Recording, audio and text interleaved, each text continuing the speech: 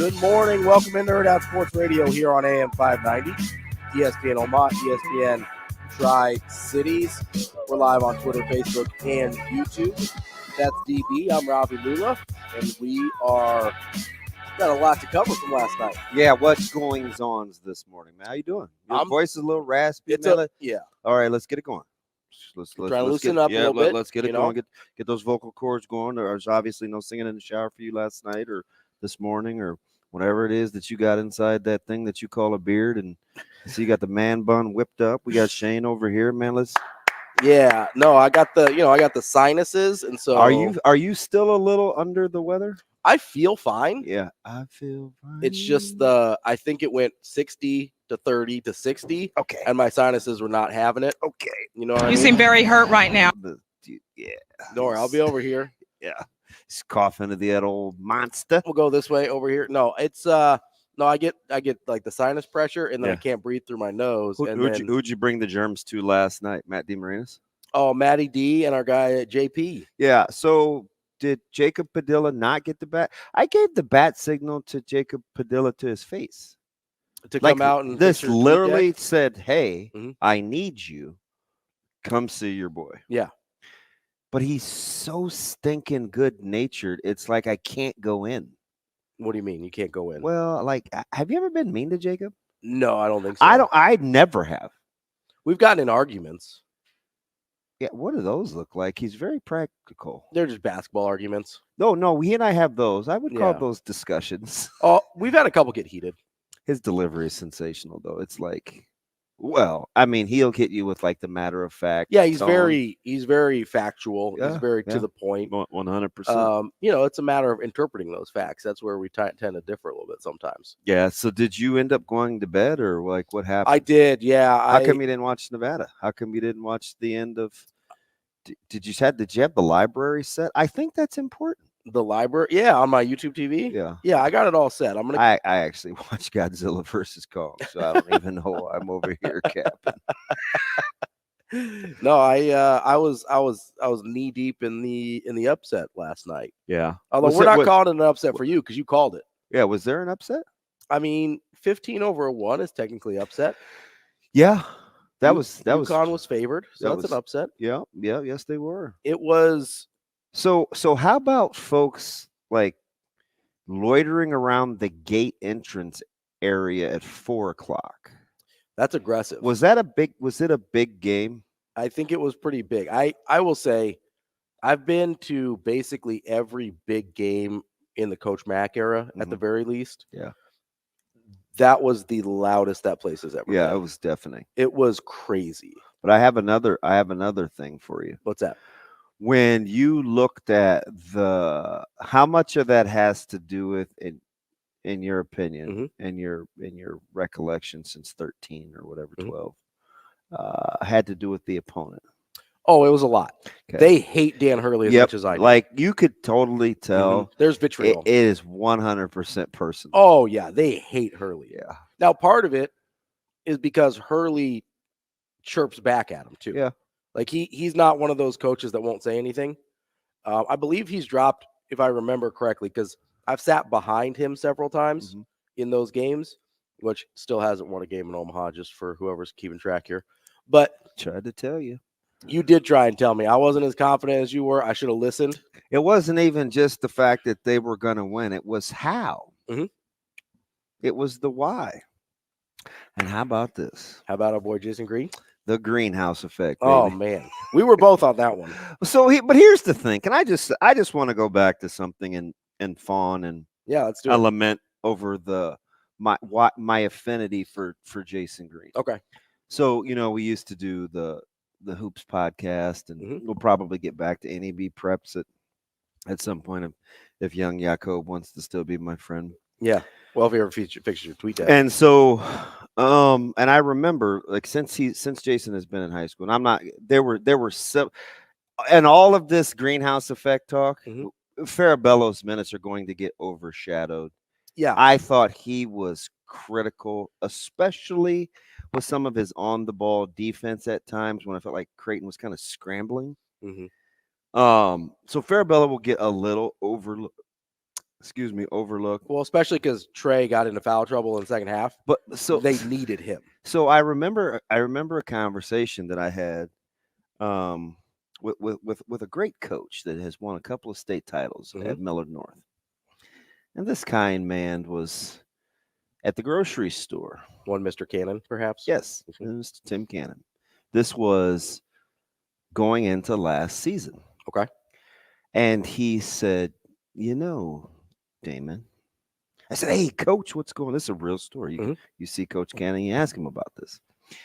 And he said, I know, you really like baseball and that's your sport. And, the football thing is obvious. He said, but, I like your approach to basketball. I said, well, why is that, Coach? And talk to me. Well, I mean, these kids at the high school level and you don't speak bad about the kid. I thought he was just going to go into this nice thing, right? He said, but you said some things over the last couple of years, in particular, about our team and Jason Green. And I just want you to know how much I appreciate you getting inside the stats with Jason Green. I said, oh, why is that? So, well, you talked about his weak side rebounding and his help defense and his weak side defense and his spatial awareness. And he said, he's an amazing kid. I said, oh, Coach, you don't understand. Like, he lives, directly across the street from my daughter, and he's played in my kiddo's organization, not my kiddo, Mitchell's organization for a while. And he was the poster child. See, JG was the poster child. The first time that I had seen parents be interactive and say, hey, you know what? I know he's the biggest, tallest kid on the court, but he's not going to play with his back to the basket. So he only played with us the first couple of years, even though Alvin's teams were really good. Like, he was probably the first really good player at a young age to say, you know what? I want to handle the ball. But we had some really good guards throughout. So JG kind of went and did his own thing. His basketball IQ, I'm not going to go as far as to say like savant or whatever, but he's extremely bright. Like, just watch him on the floor.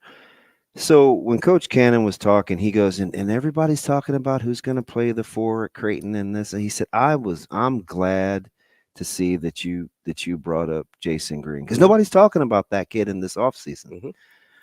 And I said, hey, I got in my car and had my little my shiitakes already pre-cut. I knew what I was getting. We were gonna do stroganoff. Okay. So that's why I knew. And I was thinking about that for a second last night. Right? His ability to stay with it. And just what's needed on the floor. Not everybody. Coach McIntyre, because I had this conversation, and Adam too, another one of my buddies that really follows Creighton. Like, Jason Green can shoot the basketball, and people, it's almost like he's been pigeonholed into kind of this role where the hustle glue guy. He can still stretch, and he's going to get much better. Oh yeah. So when the 3 caromed and he came back and he got the block. And it was like, and Mac lost his mind, right? It was like celebratory. Those are the kinds of things that he has done his entire life. Yeah. A shot would go up from, Jane Jackson or one of these guys. I'm talking early in Millard North days. And he was kind of the 4th or 5th piece. This is Hunt. This is Saint. This is Jade Jackson. I mean, he had some fellas. Well, Max. For a the little too. pogo stick. Yeah. He was doing big work down at Stanford, and he just got in where he fit in. And I can't tell you how much I appreciate that, especially at the high school level. A lot of these coaches, man, they you need better players. You need good. And remember, it's just what I said yesterday. Good players is part of it, obviously.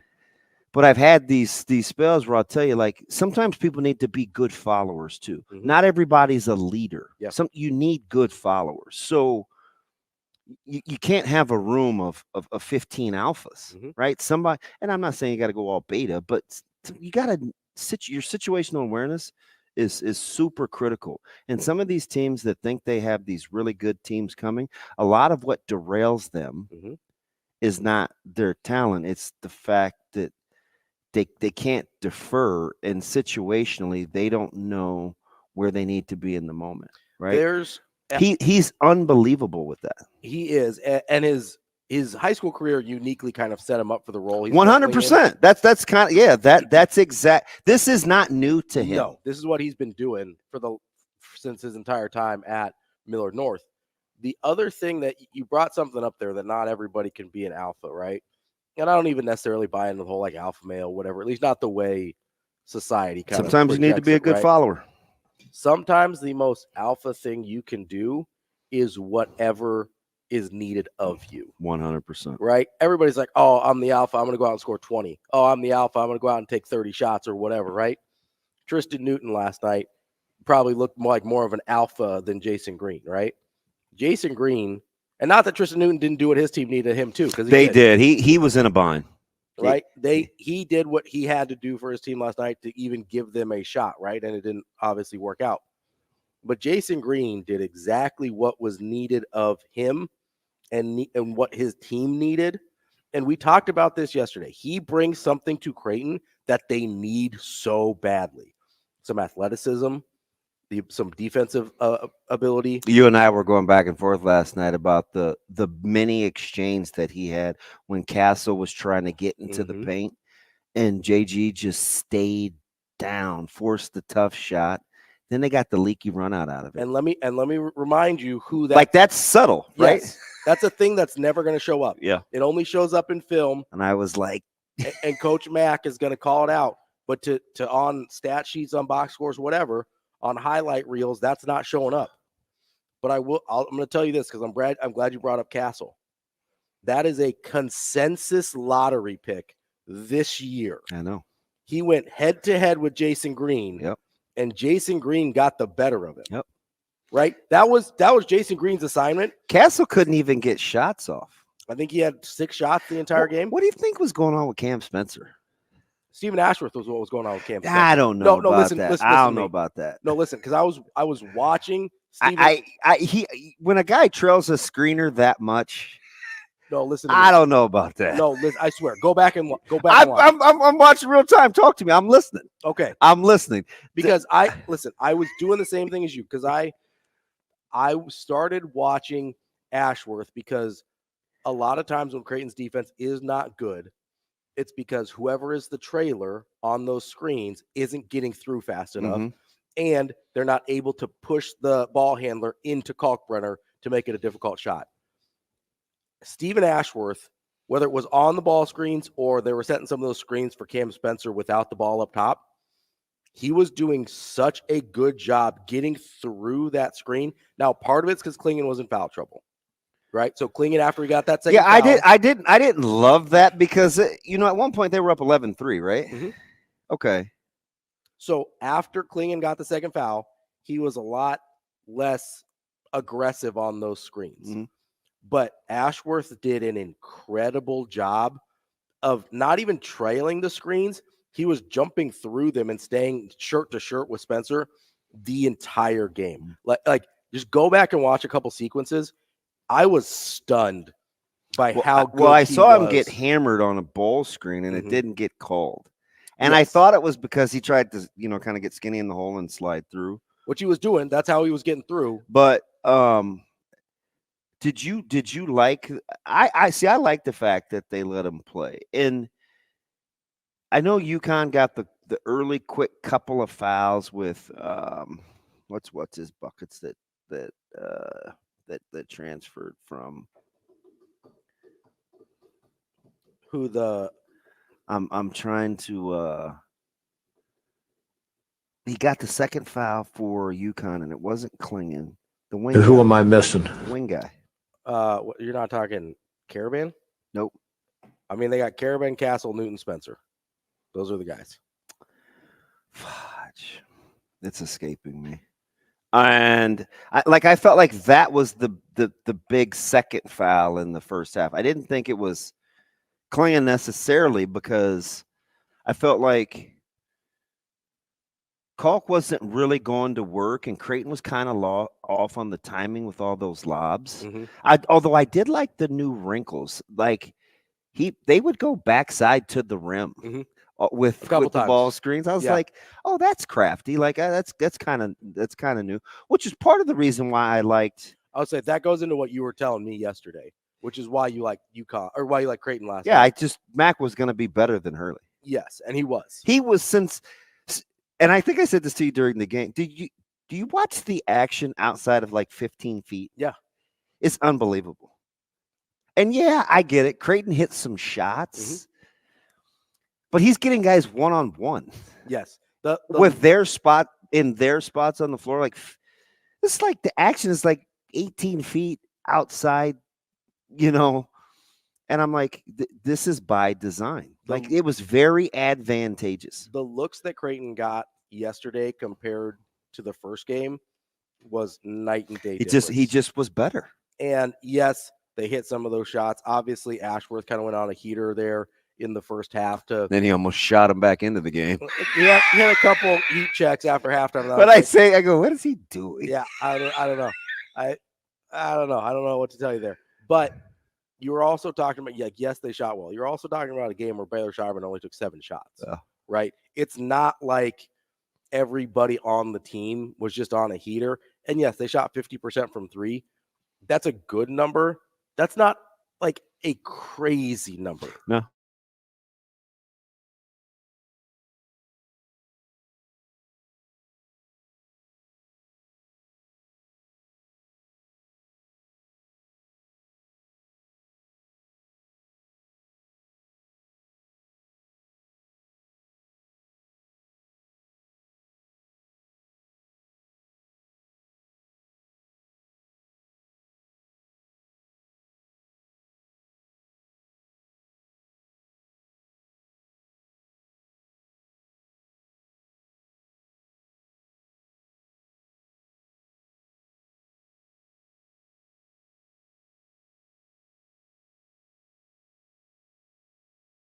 It used to be the stat, and then I was like, it's kind of antiquated. Now I'm kind of like getting back into it.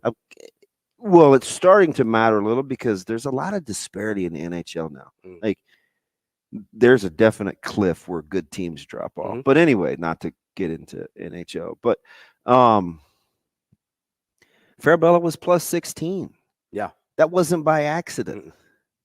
He played super important minutes, especially in the second half, because there was a pretty decent stretch there where Trey Alexander had 3 fouls. Yeah, and if you're only going to play 7.5 guys, he's the guy. Your bench guys got to be good. And the 2 that you're playing, right? I mean, Fred King got 12 seconds. Yeah. So strategically, did you understand because it went right to the under 12. So he checked in at 12:01.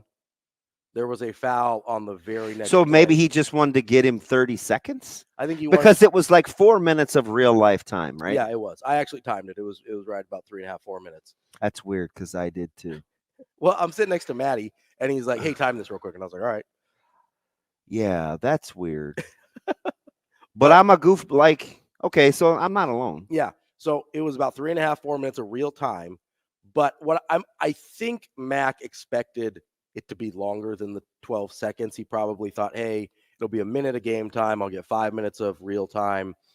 But they fouled almost immediately, right? So he didn't really get that exchange. But outside of that, I mean, what do we end up saying for minutes? Kalkbrenner played 40.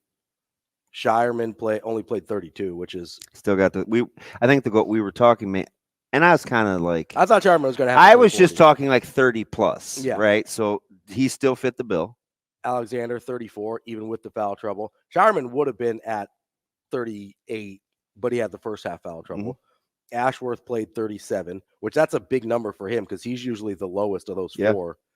And then Miller actually played pretty good minutes. He got 18, got lost a couple times defensively, but hit some big shots as well. So that was big for him. But 16 minutes out of Jason Green, 23 from minutes. The wing in front of Creighton's bench was a silencer. He had a couple corner pocket threes. That's like, icy. Because it didn't feel like he was in the rhythm of the game. At all. Not at all. Because Jason Green had played so well in the first half that I think Max said in the post-game presser, they're like, hey, Jason's probably going to go back in because how well he's playing. So let's draw something up for Mason, see if we can get him in the game a little bit. and then he cashed one. And they're like, I guess we'll leave him in for another minute. And then he cashes another one. But did you notice what they were doing on those kicks to Creighton, on those kicks to the corner? So in Connecticut, when they lost that game, they were going up and challenging Klingon all the time. Yeah. And he was batting him off the backboard, and they couldn't get anything against him, right? Because he's too big, and if they're not going to call it when he gets into your body, there's nothing you can do. So they would get to the baseline. How many of those corner threes came off of penetration and kick across to the corner? Yeah. So when I was talking to you during the game, and I was talking about Sherman getting his shots, when I said dribble and kick, that's what I'm talking about, because those guys would slide down on the action late, so it made it tough to get back out. Yep. Right. Yeah. Because I think they would play peekaboo, right? You're like, ball you, man, and they would look, and I think they felt like they knew where he was going to be, and then he would slide and he wouldn't be there. They'd catch him out of the corner of their eye. Yeah. I've drawn this action up before for my guys on baseline penetration. You catch him out of the corner of your eye at the wing, the weak side guy, and so you think you're good, and you think Klingon has the baseline covered, but he doesn't, because he's going for the block, right? And so if you wait, like you said, till last second to shift the weak side guy to the corner, they got open so many times on that action, and once or twice you're like, maybe it's an accident or whatever. It happened over and over again. That's something that Mac had him work on. I felt like it'll show up in the stat sheet as an assist, but you're like, Trey had an assist. But I felt like there were some times where he would hit his mid-range, and then he would get into the lane and kick it back out when he could have done what he just did 2 possessions earlier. And they got a better look. I tell this to Caleb all the time. I said, the minute your team, well, there's 2 things the West Side's got to do. They got to commit to playing good defense. And the first open guy doesn't have the best look. It's the next open guy. When they do that, they got a chance. You saw it a ton last night. The first guy was open. The next guy was more open. Wide open. So, and that's a good defensive team they did it to last night. I want to talk about Trey. That's an incredible defensive team they did it to last night. Well, they're not Houston. No, but they're about the next best. We'll talk more about Creighton and their victory last night on Hurrdat Sports Radio. Welcome back to Hurrdat Sports Radio here on AM 590. No. ESPN Omaha, ESPN Tri-Cities. We're live on Twitter, Facebook, and YouTube as well. I don't know if Dan Hurley's got a lawyer, but he might be feeling a little personally injured last night from some of the chants from the student section. You guys were just outwardly cussing. What's wrong with you? I wasn't in there. You probably were all in. I wasn't mad. You were up there in the boozy. Well, so do you guys cheer up there? You're not supposed to, but it was like me, Maddie, JP, Young Jacob. I think the guy from Jay's 24/7 was up there. Is he a good dude? I don't know him at all. Yeah, he doesn't say much out loud. Well, I don't see him openly talk. He's probably like, well, what do you know? Because I'm a stalker. Yeah, I don't know him really at all. But I was cheering. The other 2 are more professional than I am. Yeah, you're a child though. I am. Yeah, I'm especially childish. For an old curmudgeonly soul. Oh yeah, there are certain teams in certain situations where I can't take the fan hat off. Yeah, and Creighton basketball is one of them. Like especially in the moment. Creighton basketball and Nebraska football in the moment, I'm gonna be a fan. Yeah, so I can dissect it after. If the late great Brooke Barons would have got drafted, and would that have been your favorite team? Absolutely. That was your dude. I really wanted the 49ers to draft him, like badly. That's awesome. Like I really wanted the 49ers to draft him. You have some problems, but that's okay. Well, what kind of problems I got? I wanted my favorite team to draft my guy. Some deep-seated stuff. Yeah. That's what therapy's for, DB. I spent some time and some coin there. But our guy Danny Hurley, if he was feeling personally injured last night, he might need to call our friends over at Dyer Law, because if you've been hurt in a personal injury accident, you can count on the Dyer Law team to provide you with a helping hand when you need it, no matter what you're dealing with. Call the Dyer Law team, 402-393-7529, or visit dyer.law to chat with trusted professionals about your personal injury claim. That's DYER.law. Shane, you going to be okay? Yeah, I'm doing pretty good. Well, you seem very hurt right now. Nah. You all right? You seem very hurt right now. Just don't be like Shannon Sharp. Before he's doing some stuff. Before I'm concerned. In what sense? About Shannon. Do you like want to do this? I mean, if you want to. He's just doing too much right now. Like when you're in the middle of everything all the time, you got to peel back. Yeah, and a lot happened to him fast. Like once he left, Skip and kind of did his own thing, and Club Shay Shay was already rocking. Now it's bigger, and like he's just doing too much. Is Club Shay Shay a big deal? Yes. Okay. Yeah, have you seen the numbers? I haven't seen the numbers. Yeah, it's ludicrous. Okay. Because it's not really funny. And I don't mean the Cat Williams shave your sideburns. Luda? Conspiracy ludicrous. I mean, like that's the most I've seen from that show is the Cat Williams stuff that was like way off the wall. Oh, he's had everybody.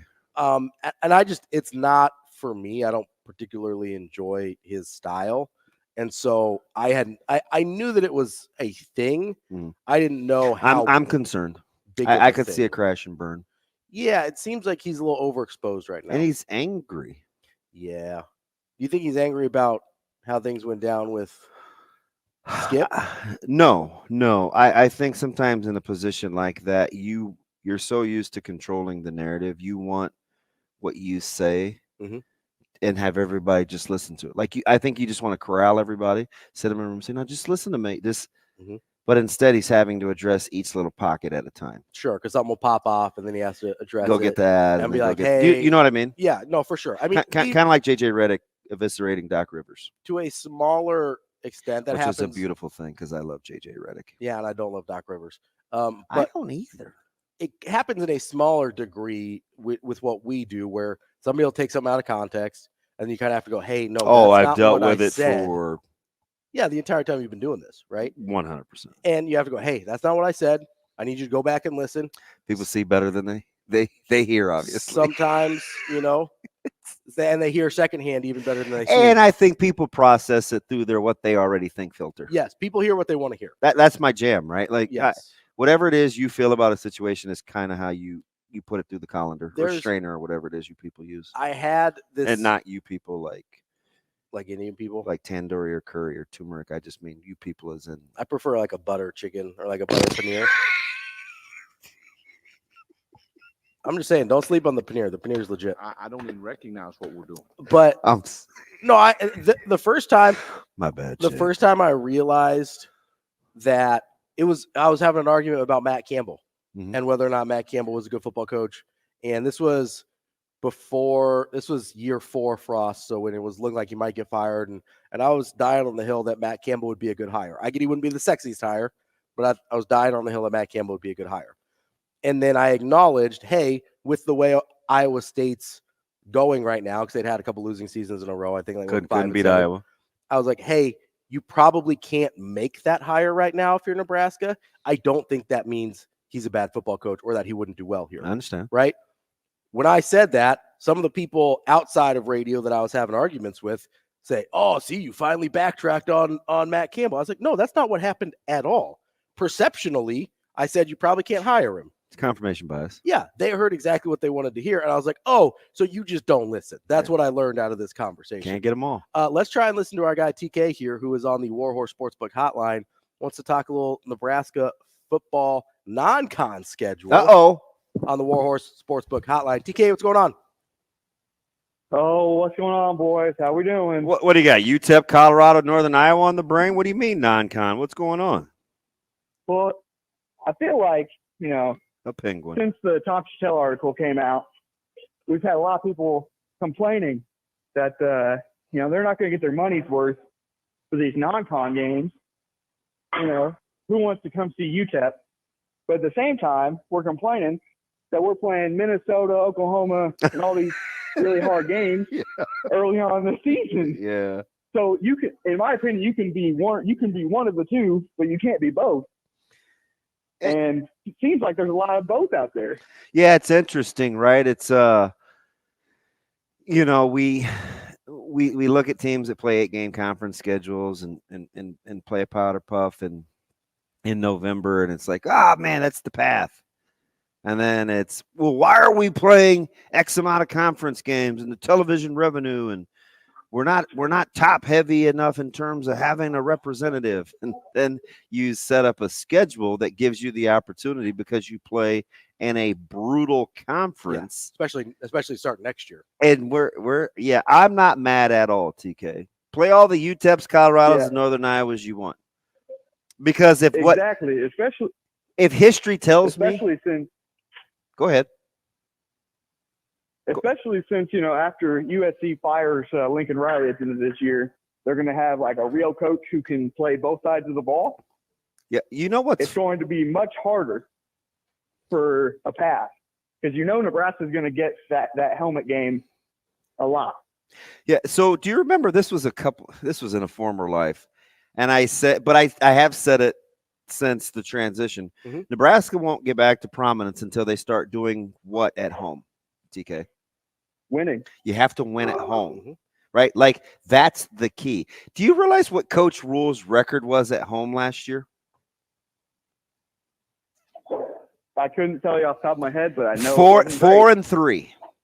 Not good enough. But the best home record since I don't know when. Yeah, that's fair. So until Nebraska, 2016. That's scary, isn't it? Mm-hmm. 4-3 was the best home record for a head coach at Nebraska in football since 2016. 4-3. Until Nebraska starts winning games at home, they cannot restore any sort of order. So why are we complaining about what the non-con looks like? You're going to get your teeth, you're going to get your chompers fixed in the conference slate. Just chill. That's my soapbox. Okay, well, you need to go tell Sharpie that. Hey, listen. He's probably just reading. He's probably just reading headlines. Sharpie ain't doing no homework.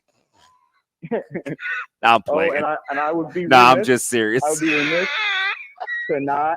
to not give you guys, you Bluejays, a standing ovation. Wait, who's you Bluejays? You mean Ravi? That we've done for multiple times this season. One time this season beat number one. That's all. TK, he couldn't get out without a scud. All right, TK. TK, we appreciate the call on the Warhorse Sportsbook Hotline. Coming up next, we'll wrap up hour number one. Yeah, it's because you love Coach Mack. You're a J now. I do have a weird affinity for Coach Mack. He's a great dude. We will be back to wrap up the hour on Hurrdat Sports Radio. Wrapping up hour number one here on Hurrdat Sports Radio, AM 590, ESPN Omaha, ESPN Tri-Cities. We're live on Twitter, Facebook, and YouTube. We were just talking to our guy TK on that Warhorse Sportsbook Hotline. Just reminding you, you can go place your sports bets in person at Warhorse Sportsbook in Lincoln or in Omaha. That's the Horseman's Park in Omaha, 6303 Q Street. They've got nearly every major sporting event covered, from pro and college football, basketball, baseball, golf, MMA, soccer, cricket, and more. Man, I'm a big cricket guy. Don't get me started. I love me some cricket. My hometown team won the Indian Premier League a couple years ago. Your hometown team? Well, where my family's from, Gujarat. Oh. What? I don't know if you can bet on cricket at Warhorse. I'll have to go check it out. You might be able to. It's nearly every major sporting event, but the hours may not line up for cricket. I'm going to say this, and I'm going to move on. Okay. You about to say something get you in trouble? You don't get to selectively pick when you want to represent the Indian culture when it's advantageous. Why not? You're the same guy that 7 months ago were like, yeah, man, Indian food's kind of overrated. I don't eat it that much. I don't think it's overrated. But then come back today and tell me about buttered chicken. I don't think it's overrated. I just don't usually crave it. Okay. And my wife gets mad because she loves Indian food. And she's like, I married the one Indian guy that doesn't like Indian food. Shane thought that was funny. That's going to be a drop. He's terrible. I like Indian food. I'm just not going out of my way to have Indian food. You know what I mean? Yeah. So, I understand. Listen, I'm only half Indian, so half the time I can represent. Half the time I can do other stuff. Not to go all Al Campanis, but like, how come you guys don't hoop? Because we're all about 5'9" topsies, DB. Oh, it's not a buoyancy thing. No. It's my dad is like 5. Sorry, Bill's like, damn, DB. Dad is like 5'3". It's okay.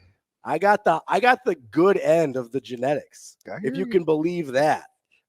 I just, which seems wild, right? Like, on that. Hey, how about Bill Belichick coming to the Nebraska coaching won clinic? The Indian genetic lottery. That's what this looks like. Who's gonna have the best hoodie? Warhorse Sportsbook. You can go place your bets. Bet on whether or not me and DB will be on the air by the end of the week. I don't know if that's. I asked Coach Rhule for a zip up. Is that bad? No, get it. That's a cool zip up you're wearing today. I like that. You like this one? That's a cool one. Almost as cool as Warhorse Sportsbook. Good over there. Make your bets. No bets, no glory. Those are our friends at Warhorse. You in a good mood or what? He said his dad didn't like my impersonation. I'm in a great mood. I felt like my Coach Rhule impersonation is on point. Oh, it's pretty good. I think so. So he had on the. Have you seen my Mavs one? Yeah. The gray quarter zip with no. It's full zip with no sleeves. Oh, so he has a red Nebraska. I'm on this black kick. He has a black Nebraska zip up one. He has a red. Is that like where you used to grow up? Was Nebraska? Yes. Okay. Touche. Saying they call that the get back. Tell me. You've been sitting on that? No, you just like misspoke, and I was like, that's funny. Okay. Back to hooping. I know, Coach Hoiberg. I know you got a big one tonight, and we're going to get to you when we talk to. We will. Bikoff. Before we put the Creighton thing to bed, though, I do want to all heads to bed. I do want to say I talked to him yesterday, Foreman. Oh, Foreman. I hadn't laughed at. Well, there's our show, and it has been hysterical lately. So maybe I have laughed. Off air though. He had me in tears yesterday. Oh God, when he goes off. And I think does it kind of sneak up on you? Yes. Because he's so low key. And it just escalates. You know, and the way his voice is, and I don't know Jay real well. He's great. I've only interacted with him a little bit, mostly over Twitter. But I've met him in person a couple times, and his voice is so low key, and he's got that kind of low rumbly voice almost. Yeah. So I feel like it would catch you off guard when he says something out of pocket, and you're just like, wait, what?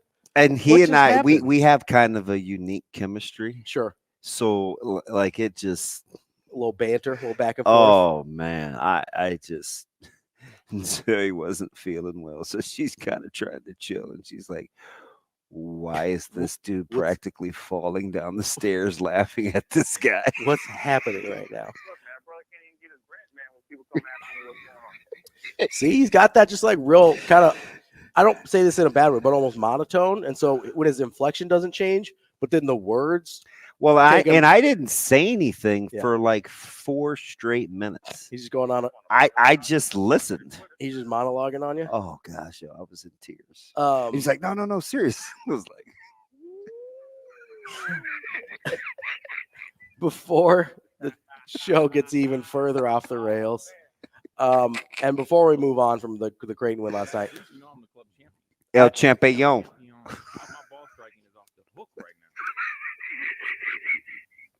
All right. I got one more. Okay, go ahead. Just go ahead. You better be a bad you know what if you think you're just going to come in and start over me. Do I need to still be here, or are you guys good? No, we're good. Okay.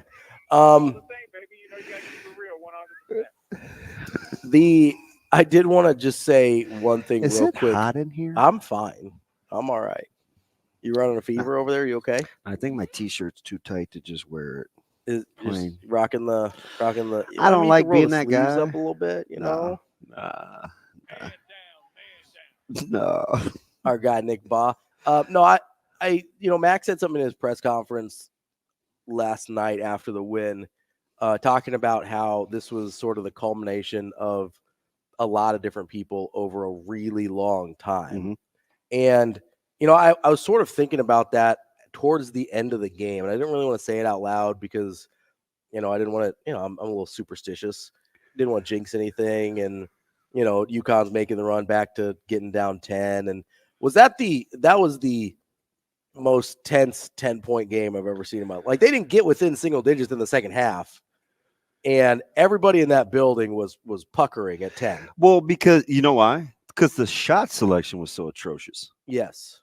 Like, it just was a stretch where you're like, yeah, what are we doing here? What are you doing? They were trying to throw kill shots. Got a little loosey-goosey. Yeah, they were trying to hit kill shots, and the shot selection got away from a little bit. But I'm having this thought, and then Matt kind of brings it up in the post-game presser, where I've been a Creighton fan for as long as I can remember. You know, I'm talking like my earliest memories are Rodney Buford, Ryan Sears.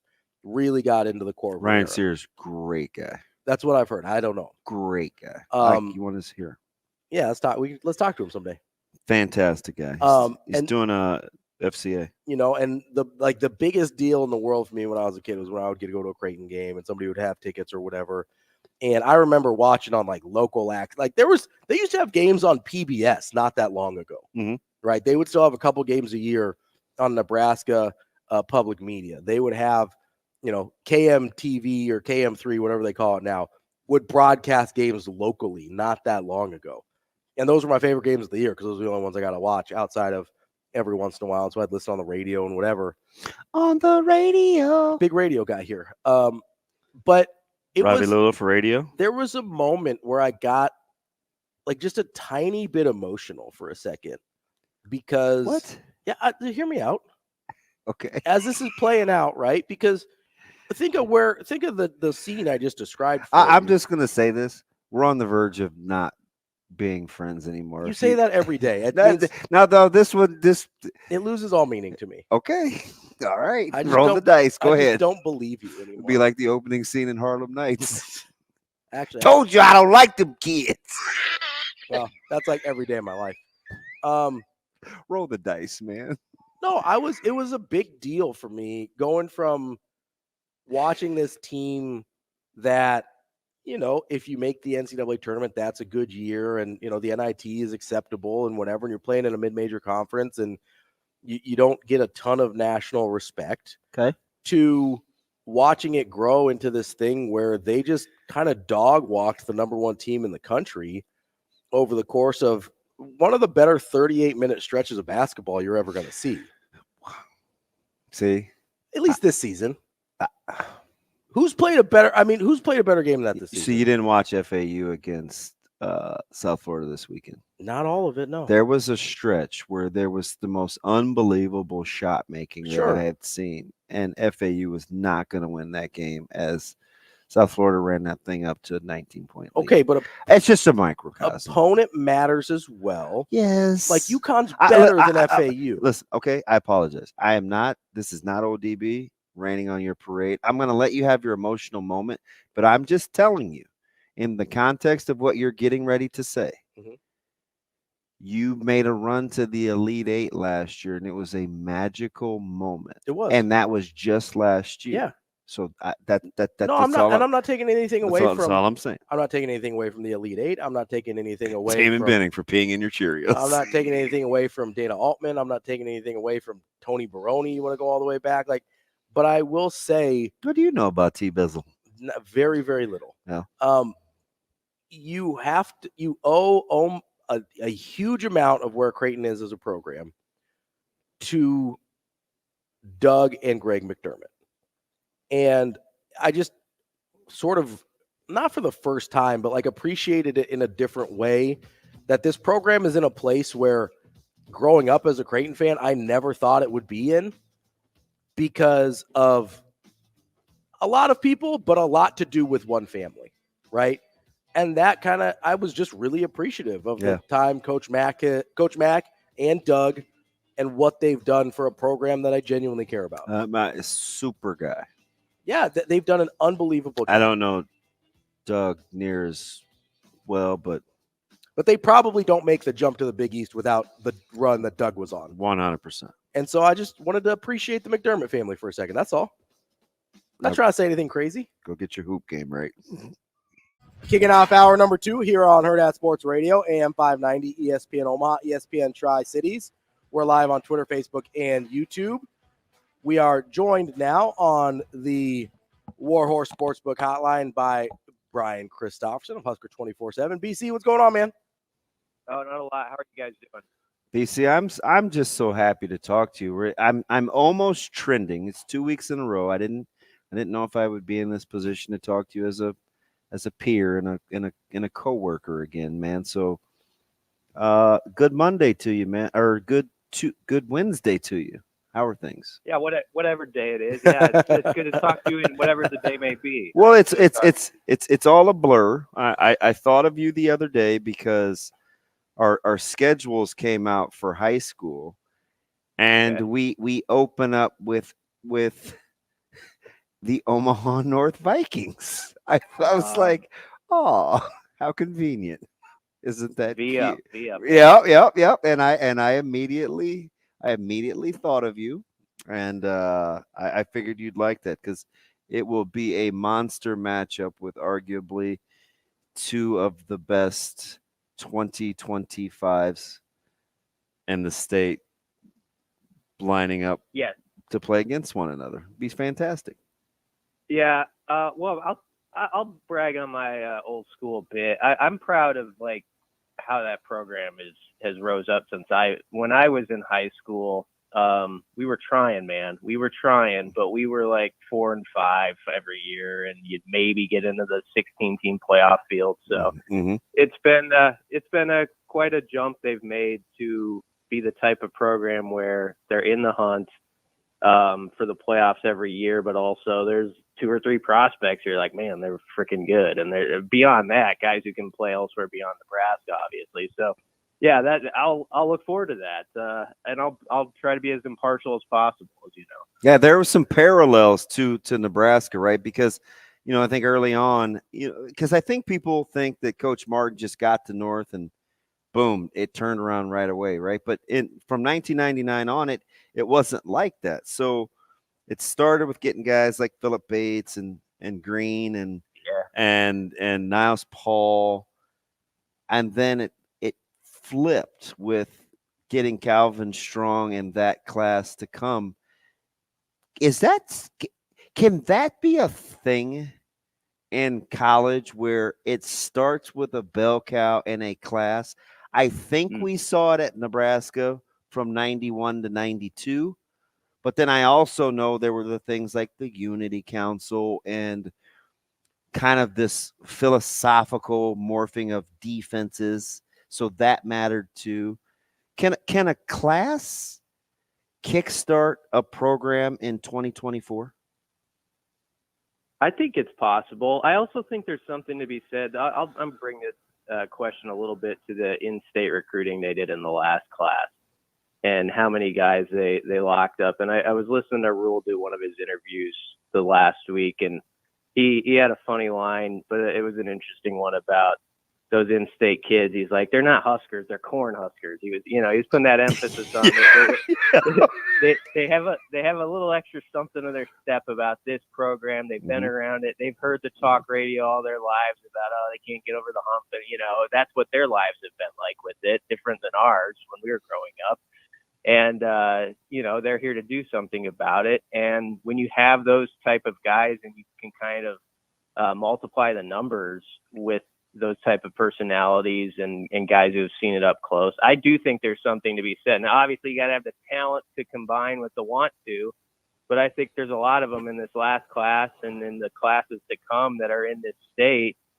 And when you were asking that question, I was thinking about in-state guys, really particularly how that can jumpstart something. And, every class, recruiting class, when it's signed, I always think about there's like 3 or 4 guys in it where like even their base floor is good to me. Like I'm going to try to make this make sense, but like even if they just hit their base floor when they're in college, I think they're going to contribute. And then I'm really excited what like the ceiling might look like. And I think there's a lot of the in-state guys who have that, where it's just like, I feel like there's going to be some level of success that they're going to bring to the program. And now it's just a matter of how high does that ceiling go up in the sky. And that's the cool part. So when you get guys like that, I brag on your son about it a little bit. I think Caleb's one of those guys where it's just like, I think he's going to contribute. It's just a matter of like, what level is that reach? And when you've got those type of players, that's an exciting thing, I think. Yeah, I typically don't let him read my text, but I remember it's just funny that he said that because, and this is a true story, BC. This just kind of goes to show you how your feel is good. So, Dom obviously and I talk a ton, and he said, hey, it'll be cool for a Raiola who's a really good quarterback in this class to join a class with a Benning when we got to try to turn the corner. Now I'm not saying, and he said, I'm not saying Dylan is T phrase, and he joked with me because Caleb is certainly better at this stage in his career than I was at mine in high school, but it would be nice if this was the start of something cool. And I let Caleb, I'm like, hey, we're in the car and I'm like, hey, I said, this kind of gets me in my feels. And you know me, like I'm not a nostalgic guy. I don't love pictures. I don't reminisce, but I felt like that was kind of cool for Dom to say about a Raiola and a Benning. And Caleb looked dead at me and said, we're going to win. Not sure when, but we're going to win. All I know is winning. And I just was like, it sounds like something Abdul told the 92 class when we got there. He and Dwayne Harris and Dumas, they were like, we're going to win. Not sure when, but we're going to win. So it kind of allowed me in my head to dream a little bit that this is actually on the horizon.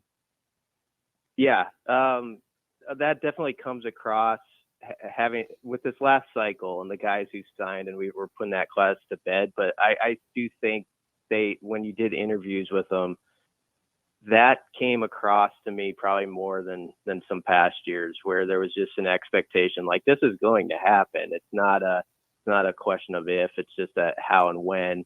And so, yeah, that does matter too. I think when you stack up guys, and there's a lot of them in this class who have come from winning programs, not everybody, but they're used to that sort of success. And I think it matters to find those guys where they hate losing as much as they like winning. You know what I mean? Like, I think that is a big deal. Like when you can find those type of personalities anymore. And I think they've got some of them in this class, just gauging off the times I've talked to them. And obviously got to do it at a different level. We'll see how that translates. But I can see that there's some drive there with guys. And I do think in some of those instances that in-state component, or in the case of Rhule, just the connection, the heart to Nebraska football that he's had as a child, that means a lot, and not every class has it as much as this one, I don't think. We're talking with Brian Christopherson from Husker 24/7. BC, I'm kind of trying to listen here and go through like my mental Rolodex as Damon's talking about classes that can kick off or kind of reset a program. We've seen it not work out, right? I remember a handful of years ago, Ole Miss has the number one class in the country with like Robert Kimdiche, and it just doesn't go anywhere, right? They've got who was the Laramie Tunsil, guys like that, right? And it doesn't go anywhere, right? Because to me, the culture wasn't set when the class not got just about there, having good right? players. So getting the class matters. Do you think that you mentioned the in-state recruits, and you got my wheels turning a little bit here? Do you think the good class of in-state recruits, not just guys that, they're Nebraska guys, so we want them, but talented guys that are also from Nebraska, can help set that culture where a guy like Dylan Raiola can kind of be the bell cow that DB was talking about? The culture's kind of already set, which is is impressive after year one. The cool thing, right? Yeah. Like, cool maybe is not the word. BC has a better word. But you know what I mean, though, BC? Like, the culture is kind of regulating itself already. I think they poured the concrete, but, like, you got to let it set, right? Yeah. Am I wrong? Yeah. BC? Yeah. Well, I think both parts of it have some truth to it, but I get where Damon's coming in there. I feel like when you've heard Rhule talk in recent weeks, last year at this time, everybody's trying to figure out, and there's even some nervousness over there. What is like mat drills and stuff all about with this particular staff? Like, what does that look like? What hoops are they going to make us run through? Is it going to be something that aligns with what I'm thinking? Maybe and also, is it going to be successful for me? Guys are wondering that. And I think this year there's a feeling, just listening to the head coach speak on it, that there's a very high percentage of guys now who see like, yeah, last year was good, and I saw how I made strides as an individual player, so I believe in this. But I also learned that what I thought was great last year as far as effort, like in February or in the spring, was maybe good. It wasn't great, and it can be great. Like, it can go up more notches. And I think there's that feeling that guys see that you think you've pushed yourself to a limit, but it extends further than you realize. And when you get guys believing that, and then you get guys who come in right away and nod their head to that, this is where I would bring that part where Ravi's asking about, that are in-state guys and like, yeah, let's go, and there's no like pushing back. And then you've got veteran guys who are helping them along to say, this is how we do things around here. And then, Caleb's class in a couple of years or a year or two from now are the guys who are doing the same thing and tapping the next guy on the shoulder to say, this is how this works here. And it's going to be done this way.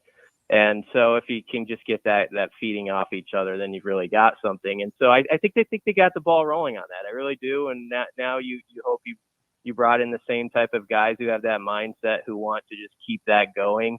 And, if some winning hopefully goes with it and you add some wins, I think that makes it easier too, where it's people see the success in the W column. But I do think there was enough like individual growth from players last year, like where they thought, I got better as a player. I got my body better through what Corey Campbell and this nutrition department is doing, that I believe in this. And I'm going to tell other guys it works if you do it. BC, I think what I was trying to communicate, which I guess I've had some hard times with a couple times this morning, but we've heard Matt Rhule talk about, okay, the coaching staff sets the standard. I think that's the culture part that DB was talking about that's already set. Mm-hmm. But then the players take the ownership. And I think that's the part I was talking about with the in-state guys that sort of take an ownership in a way that you don't always get, or they start. But I do think you're kind of seeing it with players that are already there. The turnaround of Tommy Hill or Ty Robinson coming back, okay, or Isaac Gifford wanting to come back and play another year. Like, there's some tangible examples. Do you think, BC, to lend credibility to what Ravi's saying? Yeah, I would say so. Tommy Hill's a good example to use. It's unbelievable, to be honest. Yeah, come a long way. If you think about it, last spring, like the first presser deal, like after the first practice, first day or two, Rhule like goes through a few people who aren't there, right? He just flat out names them. Tommy Hill wasn't there. Now you understand, around here we're dealing with our, past coaching staffs, and I'm not saying they did it necessarily the wrong way, but if somebody like wasn't there, the thought was like, they're not there anymore. Maybe, they're like not even part of this program or whatnot. And in a couple of those cases, those guys were back within a few days or whatever. And Tommy Hill was one of them, where he's like on the field stretching, and we're taking a photo of him like a week later, and he's talking to Rhule. And then by the end of the spring, you realize like he's one of Rhule's favorite guys, just the way like loves football and kind of goes after it. And it was kind of a lesson to me about how I should have known better from reading up on Rhule at like Temple and stuff, but just because there's going to be tough love at some point with certain guys, or they might get even called out a little bit.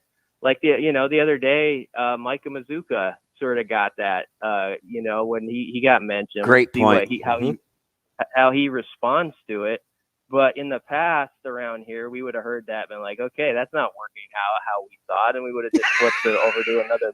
Yeah. Like moved on to another book, right? Or something, and be like, that's not an answer. And now I think you hear that, you're like, well, I don't know, but he's definitely been called out. Let's see what his answer to that is. And we've seen proof here already that there's a couple cases where guys have answered the bell to that.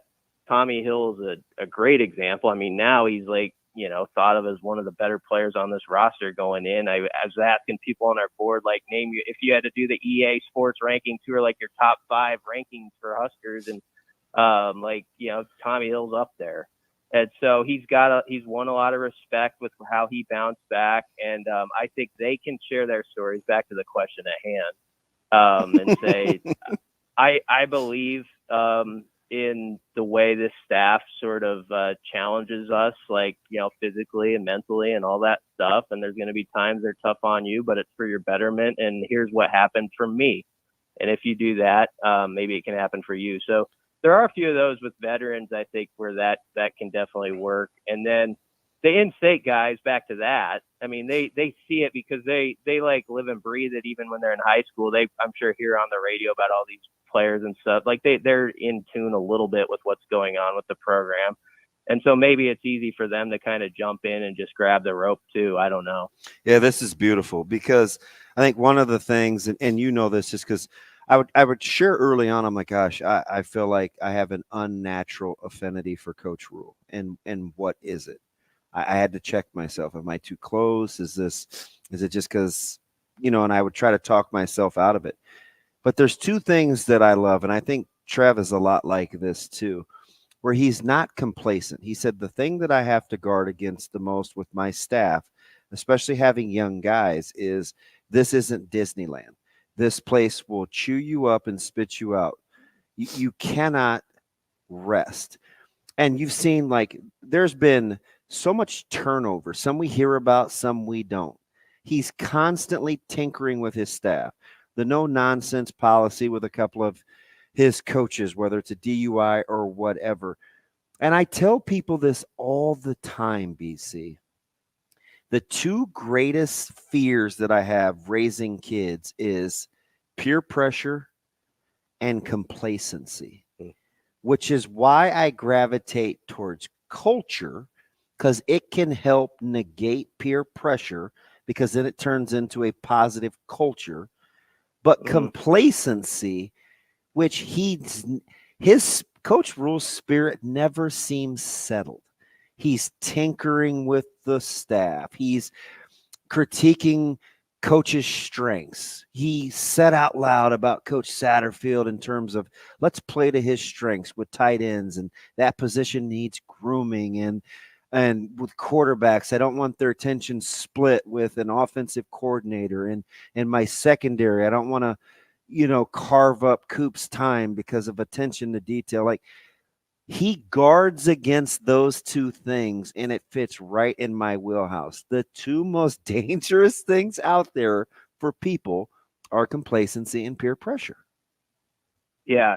And with the quote you were reading, he must have said about, it's not Disneyland. I've heard him kind of get to that topic a few times, where I think he's right too. Around here, we like to be positive in a way. Okay, we were always trying to be like, whenever Nebraska athletics does something well, everybody really jumps aboard it and is really pumped up about it. But you can get a win or have something good happen along the way, but you also got to realize, and he said this multiple times, you're 5-7 until you're not. And yep. You've got to work yourself out of it, and that's the only way it's going to happen.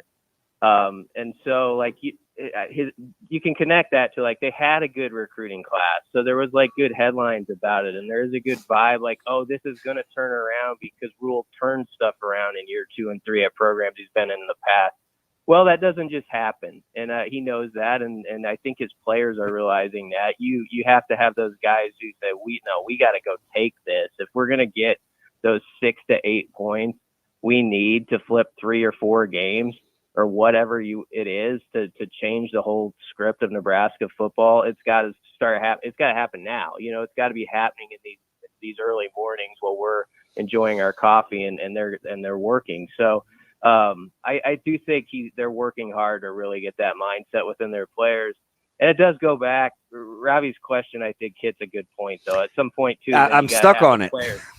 Yeah, no, you got to have the players then who say, this is what Coach Rhule's about. It's also what I'm about. So, like, I adopt that, and then the guy next to me does, and eventually you're hoping like 100 guys feel that way.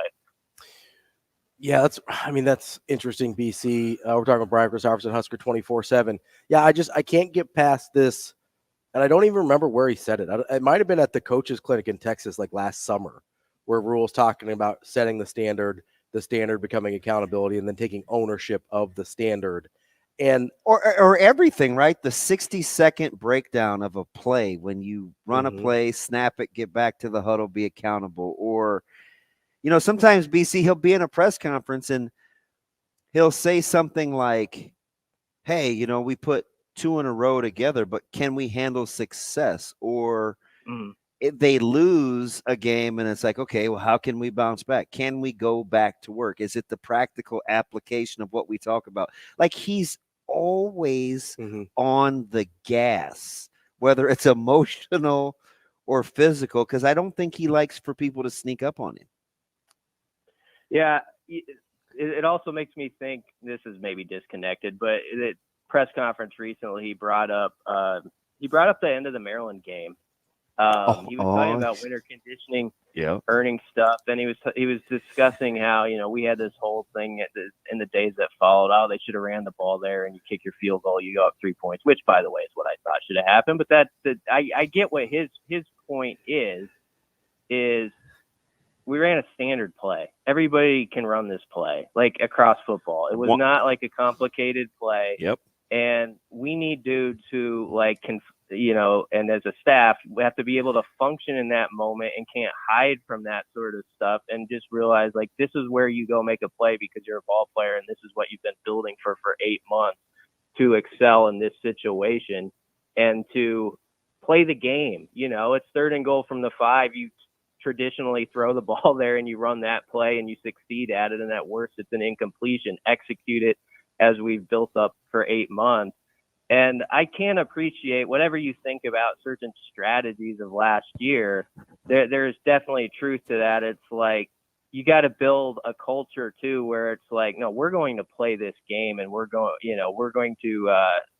run the stuff we run here and not hide from it or shrink from it and all that. And I just thought it was interesting how he kind of was revisiting that, and made an overall, I think, good point about the type of mindset they have to have over there in these months as they go into this season, where they have to embrace those moments and those type of things, and say that, well, let's do it. We've done this all spring. We've done this all fall camp. Let's just execute now.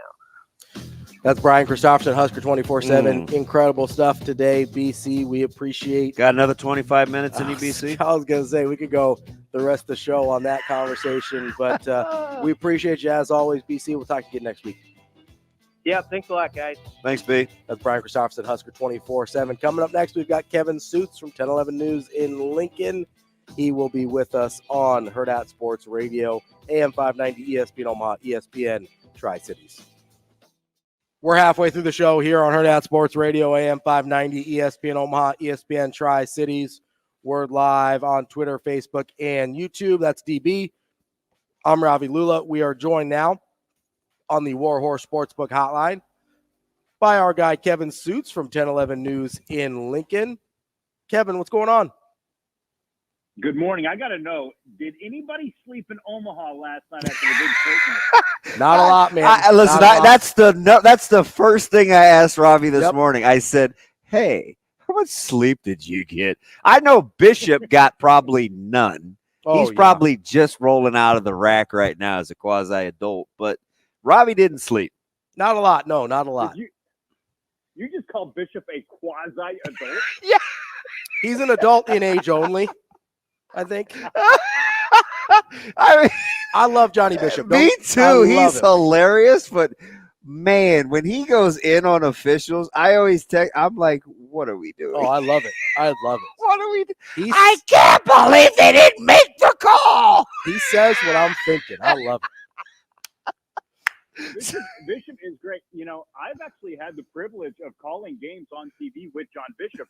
If you remember back in the day, He did the play-by-play for the high school state championship. Yep. They were aired on 10/11. I remember being right next to him during those there were some moments you were like, I don't know what's going to come out of that man's mouth, but we're going for it, you know?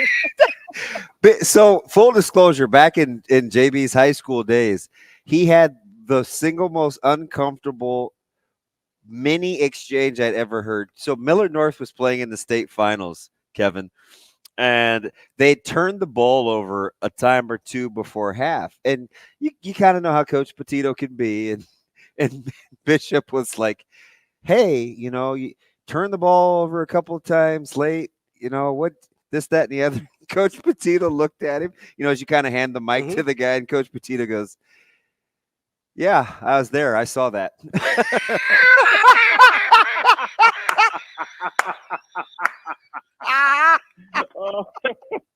I felt awful and was laughing at the same, because we've all been there, right?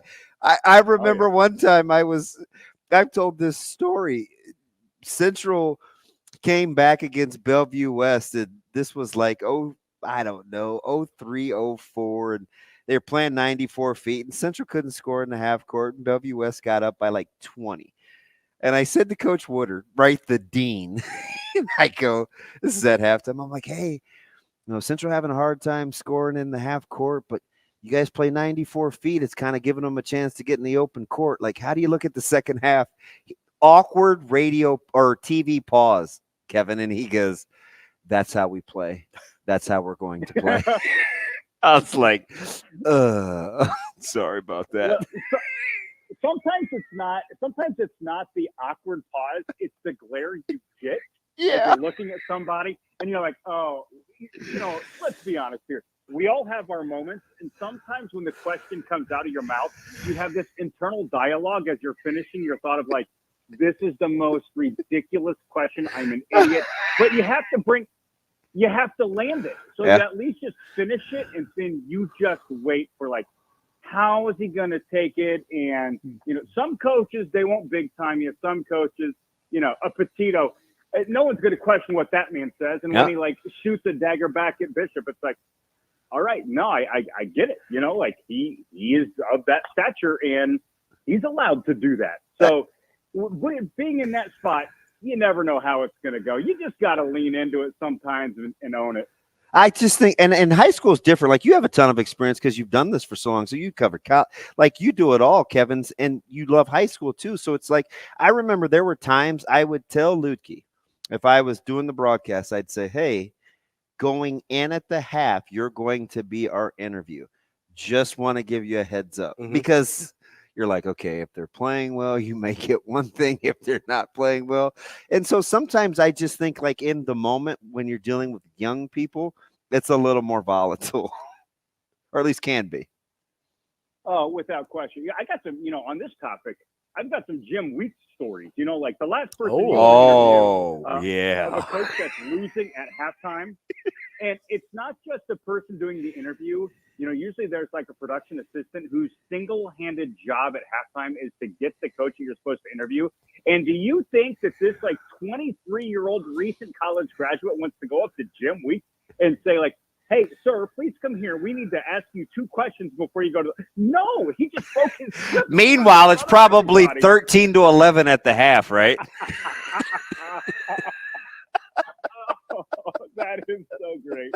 So true and so great. And they're playing well now, though. They're going to be a high seed, man. That is a good basketball team he's got. I know you're surprised. C1, who's going to win C1? I don't know. They're all good. Omaha Concordia is really good. Hey, they're dangerous. Who's the real Wahoo? You see Wahoo hung 70 or 80 last night on Bishop Newman? Yeah. Holy smoke. Yeah.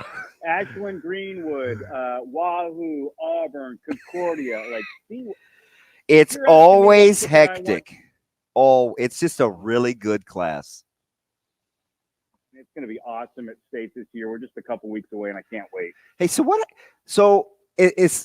and I was teasing Ravi because he was kind of, and I shouldn't have, he was, as a diehard Creighton fan, he was putting into context where the program has gone from the Mo Valley to the Big East, not necessarily Elite Eight versus beating a number one ranked team, but just the evolution of the program, the raising of the standard.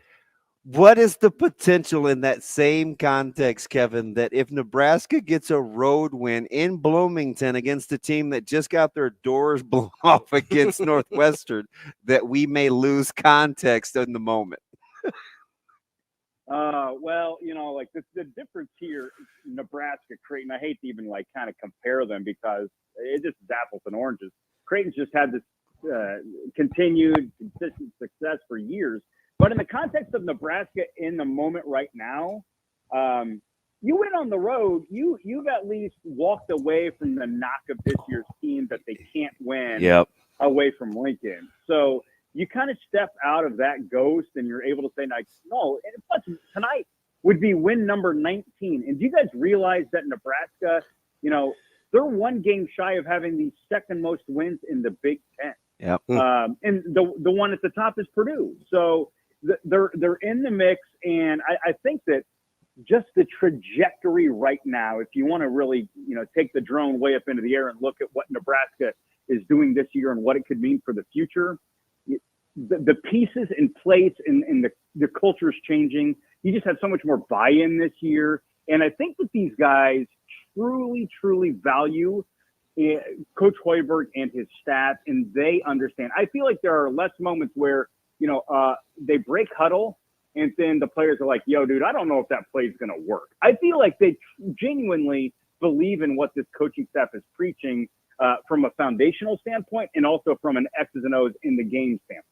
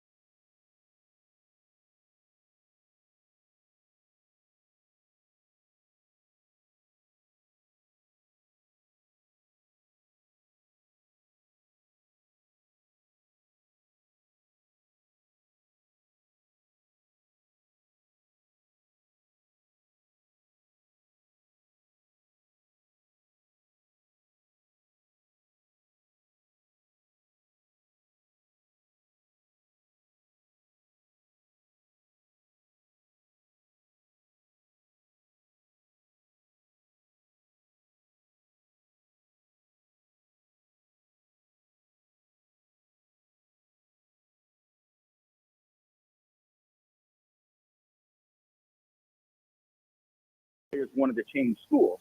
So the fact that they got guys that, they're grinding. If you look at the way, there's a lot of sweat equity with this team, and I mean it almost in a literal sense. Like, Rick Mass gives everything he's got every game. And I think Bryce Williams does as well, and so does Jawan when he's on the floor. So they've been able to get some guys that really just want to play hard for the coach, and they're wanting to change the perception of the team. Tonight would be a golden opportunity for Nebraska to step out of the shadow of can't win the road game. They could get it tonight, I think. What's your gut tell you? Do they get off the schneid? Nope, I think we lost him. Oh, did we lose him? Oh, there he is. Kevin, did they get a W tonight? I hate to say it. I don't think it's tonight. I think it's next week. Ooh, that's Kevin Sjuts, 10-11 News in Lincoln. Kevin, we'll talk to you again soon. All right, be well, boys. Thanks, Kevin. Ken Bikoff coming up next to talk about Indiana. Wrapping up hour number 2 here on Hurrdat Sports Radio, AM 590, ESPN Omaha, ESPN Tri-Cities. We're live on Twitter, Facebook, and YouTube. That's DB. I'm Ravi, Lulla. Want to remind you, there's just 4 home games left for your Omaha Mavericks hockey team as they take on Colorado College in a top 20 matchup on Friday and Saturday night. Get your tickets now by calling the box office 402-554-MAVS or by going to omavs.com/ticks. Let's pack the Baxter. Joining us now on the Warhorse Sportsbook hotline is Ken Bikoff. He hosts the Peegs podcast, covers Indiana basketball. Ken, how are you this morning? I'm doing great, guys. How are you doing? Good. Good morning, Ken. Welcome. Yeah, happy to be here. It's going to be an interesting game as the season continues for both of these teams. It's interesting because, I mean, full disclosure, I'm a Lakers fan, so I'm obviously well aware of Hurrdat Sports, and I cover the Big Ten, so I understand that transition. Any parallels tonight? Because I think he's critical. And I knew, he had the boo-booey assignment the other day, but like when you look at Cups and you look at the young point guard play in this league, like, is there any talk or comparison with Hurrdat Sports? Is it different game, different story, or is it here we go again, another young point guard having to kind of steady the ship? For Gabe Cups? Yeah. Well, those are night and day situation there with them. Because Jalen came in and was going to be a guy that was going to be a star, was really, really important to last year's team. When Xavier Johnson got hurt, Xavier Johnson is hurt again, and Gabe Cups, who was a guy who really should be coming off the bench. He should be your ace guy, in the rotation, has had to play way more minutes than was really expected or that he's ready for. It doesn't mean that he's a bad player. It's just, guys come into college at different levels, and Hurrdat Sports was a star. And Gabe Cups is a guy that is learning as he goes along. And so one of the huge, huge flaws for this IU team was the lack of depth at point guard going into the season. Mike Woodson really and his staff basically failed to get any kind of depth at point guard. And Mike Woodson has said that they went into the season just hoping X wouldn't get hurt. And then Xavier Johnson got hurt, and then he got hurt again. And when Johnson's been in the lineup, he hasn't been very good. So this is a IU team that is struggling along, incredibly mediocre, has a good inside game, nothing good outside, and just doesn't have any answers that are going to be solved for the issues this year. That's the biggest problem with this group. Ken, want to stay looking at this year, although there are, as you mentioned, question marks moving forward as well. But, Indiana lost 8 of their last 12. What are the hopes to be able for Indiana to turn around in these last 6 games? I mean, obviously, an NCAA tournament berth at this point is a long shot. They'd probably have to have a lot of work done in the Big Ten tournament as well. I guess what's Indiana hoping to gain or course correct in these last 6 games of the season? Well, they're just hoping to find some kind of consistency. That's the biggest thing for this team, because they have been getting off to good starts, or they, like, for instance, when the Hoosiers took on Ohio State, their win that they had on February 6th, they were down by as many as 16 to 19 points in the second half, and they managed to come back. Ohio State has done that a lot and ended up firing its coach because of its own inconsistency. Yeah. But the Hoosiers are just looking for some kind of consistency. And even against Northwestern on Sunday, Indiana was down by 16 and rallied to make the score close, but it was really just kind of an aesthetic 4-point. The Hoosiers weren't that close. This is a team that doesn't play defense with any kind of consistency, can't shoot the three, is not good from the free throw line, gets out rebounded, most nights. It is just a group that is more like 5 players playing instead of having a team on the floor at all times. Ken, it's interesting because I always look at, I'm a big press conference guy, and I like to watch coaches' mannerisms. And Woodson's a straight shooter. There's definitely no question about that. You can tell he's experienced and maybe even understands the culture, or does he, right? IU guy, but when I listen to him kind of address and talk with the media, I don't think he's indifferent, but there's a very fine line between that and matter of fact. Which way do you lean when you listen to Woodson kind of address and talk to the media? Well, he's definitely, he understands the culture, and he definitely is not indifferent. That isn't the case. But what I think is kind of the case is he understands. He continues to sell the vision of what he wants this team to be, and I think that he feels that they are somewhat close to it. Now, the rest of us with eyes disagree, and don't think that is what the Hoosiers are doing. This isn't a matter of them just getting over the hump. It's a flawed roster, and it has been all season. It's why the Hoosiers went through the non-conference squeaking out wins over Morehead State and Florida Gulf Coast and Army and things like that. It's been a problem all season. He will say things like it's not a matter of them not shooting enough threes, they're just not making enough. Well, by that same token, the Hoosiers are taking some of the lowest three-point shot totals, which is fine because they can't make them anyway. So it is really a team, I think, that he's trying to sell the vision of what he wants the program to be, but it's not necessarily what is everybody else is seeing. And so part of it, I think, is trying to sell his own team to play the way he wants them to. He's trying to sell recruits on what it can be, but that is somewhat at odds with what we see. We're talking with Ken Bikoff. He hosts the Peegs podcast and covers Indiana basketball. Ken, what is the feeling about Mike Woodson around the program? He's in just year number 3, made the NCAA tournament the first couple years, but doesn't seem like people are enamored with the job he's doing. You mentioned a lot of issues with the current roster. I guess just what's the overall sense of around Mike Woodson right now? There's a ton of concern. I mean, I don't think that Mike Woodson's going to go anywhere. I don't think he's going to get fired, anything like that. He's been here this is only his 3rd year. However, that said, the recruiting has not gotten guys in the spots that they've needed. You know, you have the transfer portal, you could get guards. Indiana really didn't do that last offseason. An offensive system that the Hoosiers are running, there's just a lot of standing around, a lot of things that in the previous 2 years when you had an All-American like Trace Jackson Davis, or you had a guard who was creative and could make things happen like Jalen Hood-Schifino, it masked some of the issues that existed with that offense. This year, he talks about working inside out, and you do have guys like Khalil Ware and Malik Renew, Mackenzie Mbako that have done some nice things.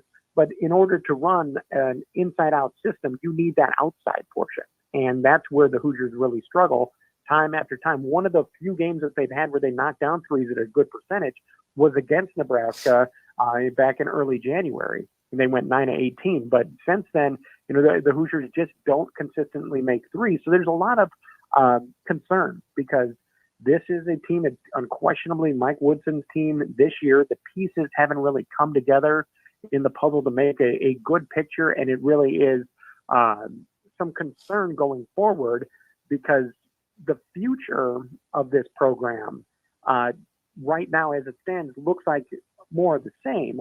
You have the idea that Khalil Ware may go to the NBA because he has been very good. Mm-hmm. Mackenzie Mbako gets a lot of attention, but it is a team that is going to need a lot of changes for the 2nd straight year to be able to right the ship, because what we're seeing right now is not pretty basketball.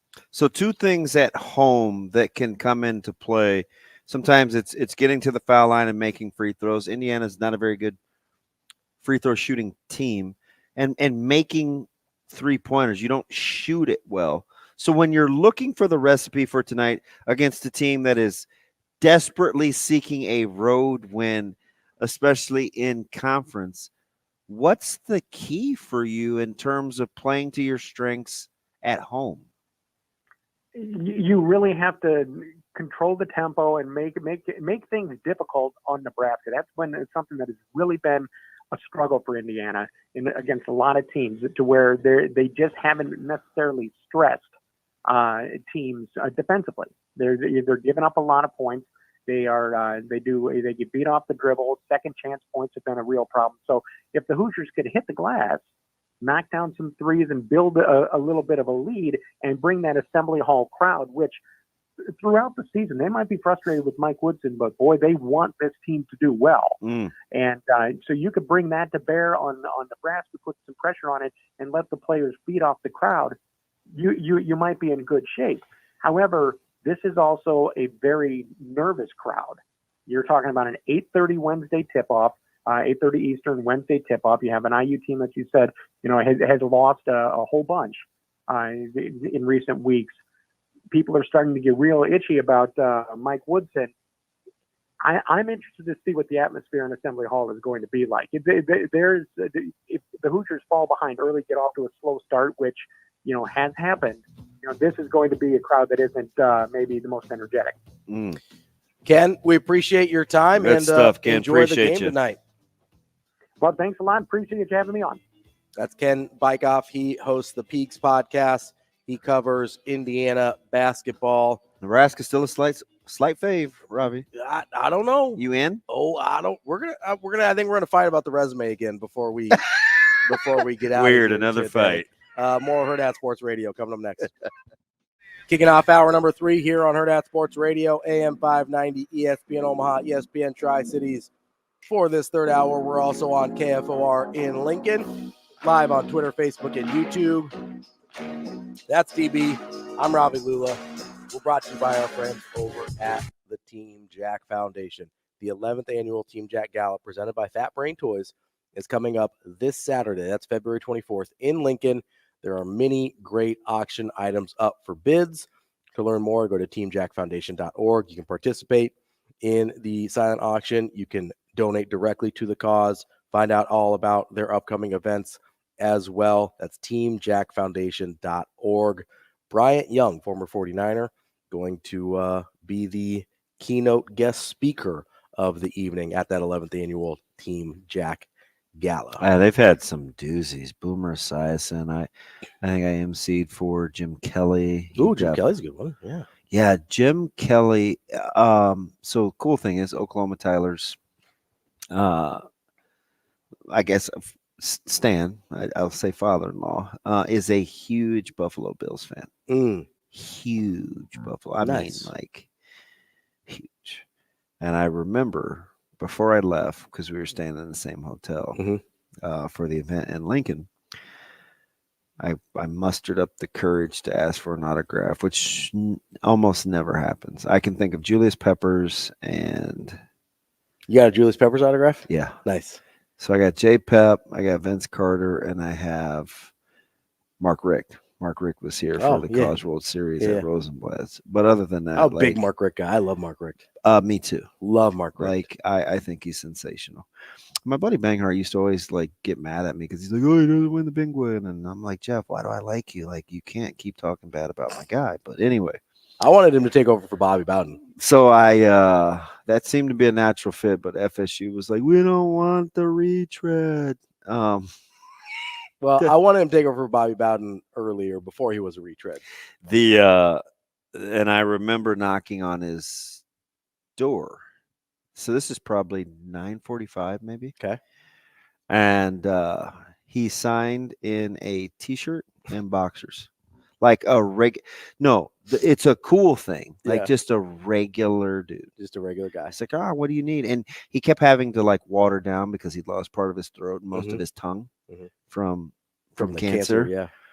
And just the fact that he just his humility, he was unbelievable. Talked about being recruited out of Pennsylvania, and it was the real deal. It's a great event. I haven't been to a ton of these types of things. I think the most recent one I went to was a Outland dinner that they did here when Panay Sewell won it. Yeah, a few years back.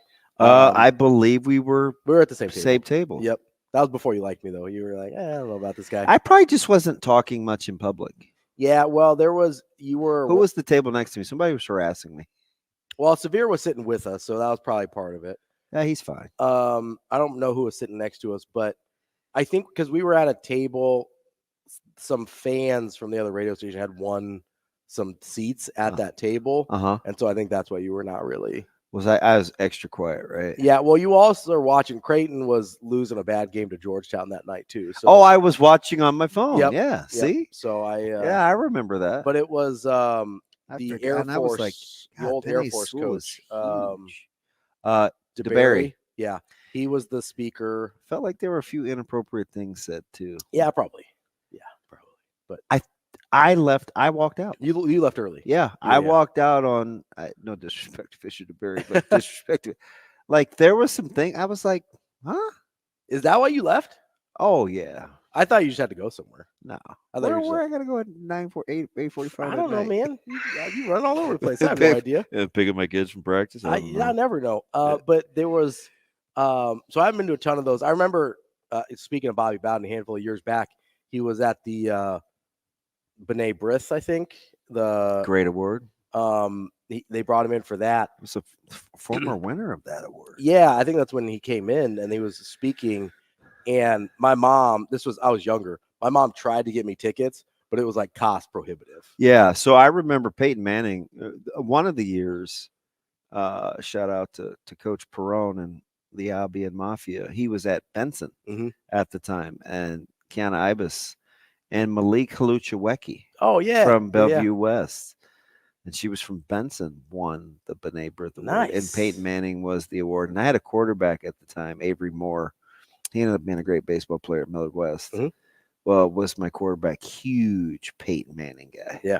And got some pictures with Peyton Manning behind, like, during the event. That used to be, what happened to I don't know. That was a award? big deal, though. It was sensational. And every year, do you know who my speaker was when I was a senior? Who? Bill Walsh. Man, they got some. I mean, we're talking about Peyton Manning, Bobby Bowden, Bill Walsh. Like, they got dudes. Yeah, yeah. And who was it at? I remember one time they had it at Exarban. It's not even open anymore, but the old horse racing place.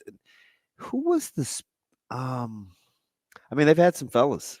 Well, speaking of some guest speakers coming in, Bill Belichick's going to be down the road here in a little while. He's coming to the X's and O's coaches clinic for Coach Rhule. I can't believe it. Like, that's a heck of a get. Yeah, I mean, it's Bill Belichick. That's Coach Rhule. He needs multiple hands for a Super Bowl rings. He's a funny guy. Like, Coach Rhule is the type of guy that, and I can appreciate this about him. He's going to make you tell him no. He's not going to not ask. Right. Yeah. Whether it's of you or for you or on your behalf. Yeah. Like, he's going to make you tell him no. It's weird. That's one of the, I don't remember if this is on air or off air. We're talking about therapy earlier. And on. Yeah, I can never remember. The conversation's kind of, I got a text from, Alex Sindelar at all? I told you, one of the funny, I don't know if I've ever met him in person. Okay. But he's just one of those young, remember I told you this last year? He's one of the young guys that I have an affinity for that I've never met. And it's not usually like that with young people. Hilarious. Because he's hilarious. Yes. Really, really funny. And I joked with you. Remember, I was like, I wouldn't think that he was a smoker. Oh, yeah. Remember? Man, I've talked about Alex a ton. My funny guy, dude. My guy Sindelar burns grits like nobody's business. What did he say? So he texted me earlier in the show. I think it was when we were talking about the Indian genetic lottery. And he goes, I'll read it. I'll read this word for word what he said to me. He goes, Ravi, you host the most insane sports show I've ever heard. That's a quote from Alex Sindelar. Yeah, I don't think, like, normal people aren't going to probably say what I said to you. No. But it goes both ways. Like, you asked me about banana pudding in Black History Month, and I'm like, yeah, it's a thing. I didn't know it was a thing. So whatever, we'll just go there, I guess. So my wife brought this up to me because it's February, Black History Month, representing, like, again, the coldest, shortest month of the year. We can't even grill. Not cold. It was like 60 degrees out yesterday. Yeah, it's different. I feel better. It's all right. You know. Yeah. But my views on that, I'm not going to get into. But yeah, that's fair. It's just history, really. My wife brings up to me, she's like, yeah, I don't remember who it was. It was some Italian restaurant. It's a national chain that she goes, yeah, they got banana pudding for Black History Month as their, like, featured dessert. And it was a place that banana pudding does not make sense on their menu, right? No big deal. It's like, it's not a tiramisu. It's not and she's like, that's kind of messed up. And I go, what do you mean? Like, I wasn't making the connection. She's like, oh, kind of like hooping and being Indian. Yeah, exactly. Although I got that jumper. You can ask our guy JP. That's all I can do is shoot. That's all I can do. Okay. But then I was like, what are you talking about? Like, I didn't know that banana pudding was a thing in that community. Yeah. I was unaware. 100%. She's a pastry chef. Her the pastry cook that works under her is African American. And you can say the word. It's black. You can say black. It's fine. Like, we're boys. So her assistant in the pastry department is black, and she, like, I know she has made banana pudding for different, like, get-togethers and stuff. I thought it was just a thing that she liked. Mm-hmm. I didn't know it was like a community thing. Yeah. And she's like, no, like, banana pudding is it's a black thing. Yeah. And so I asked you, I was like, is that, like, is she messing with me? Like, is this a real thing? And 100%. you're like, oh yeah, 100%. Yeah, it's my barber's favorite dessert. Banana pudding. Yep. And he's so particular, and he's bougie. Like, okay. he's salted edge, like memoir, like he's. So I get along with him. Yeah, super au courant, right? Get him over there, V Mertz. Get him over to my guy. Come on. Maybe. Even places like Talus or Although I haven't been to Salted Edge yet. I haven't been out there yet. Yeah, Chef Joel. So Chef Joel will come to your house. Oh, nice. Like next, does like the personal private. Although your wife cooks and she's a chef, so maybe that's not her thing. But like he will come to your house and prepare meals. Yeah, I mean, I'd probably just go out to the restaurant, but yeah, pretty shrimp fried deviled eggs. See, I'm not a deviled egg guy. Yeah, okay. So I threatened this before. You're pushing the friendship boundaries. I just don't. I mean, you're a grown up eating Crustables, number one. Uncrustables. How dare you? What do you have against deviled eggs? I just don't like them. Okay, I don't want to get too distracted because that's gonna upset me. I mean, what do you have for deviled eggs? I just think a boiled egg is good. I wanted a salad to go from a place over on 120th and I. Yeah. Because they used to have huge chef salads. I don't love hard-boiled eggs in the first place. Oh, they're spectacular. So we're starting off in a weird place there. And so I hadn't been in there in a couple years, it seems. And I go, hey, I just like a side salad. Tuna was the special. Mm-hmm. And I wanted a cold.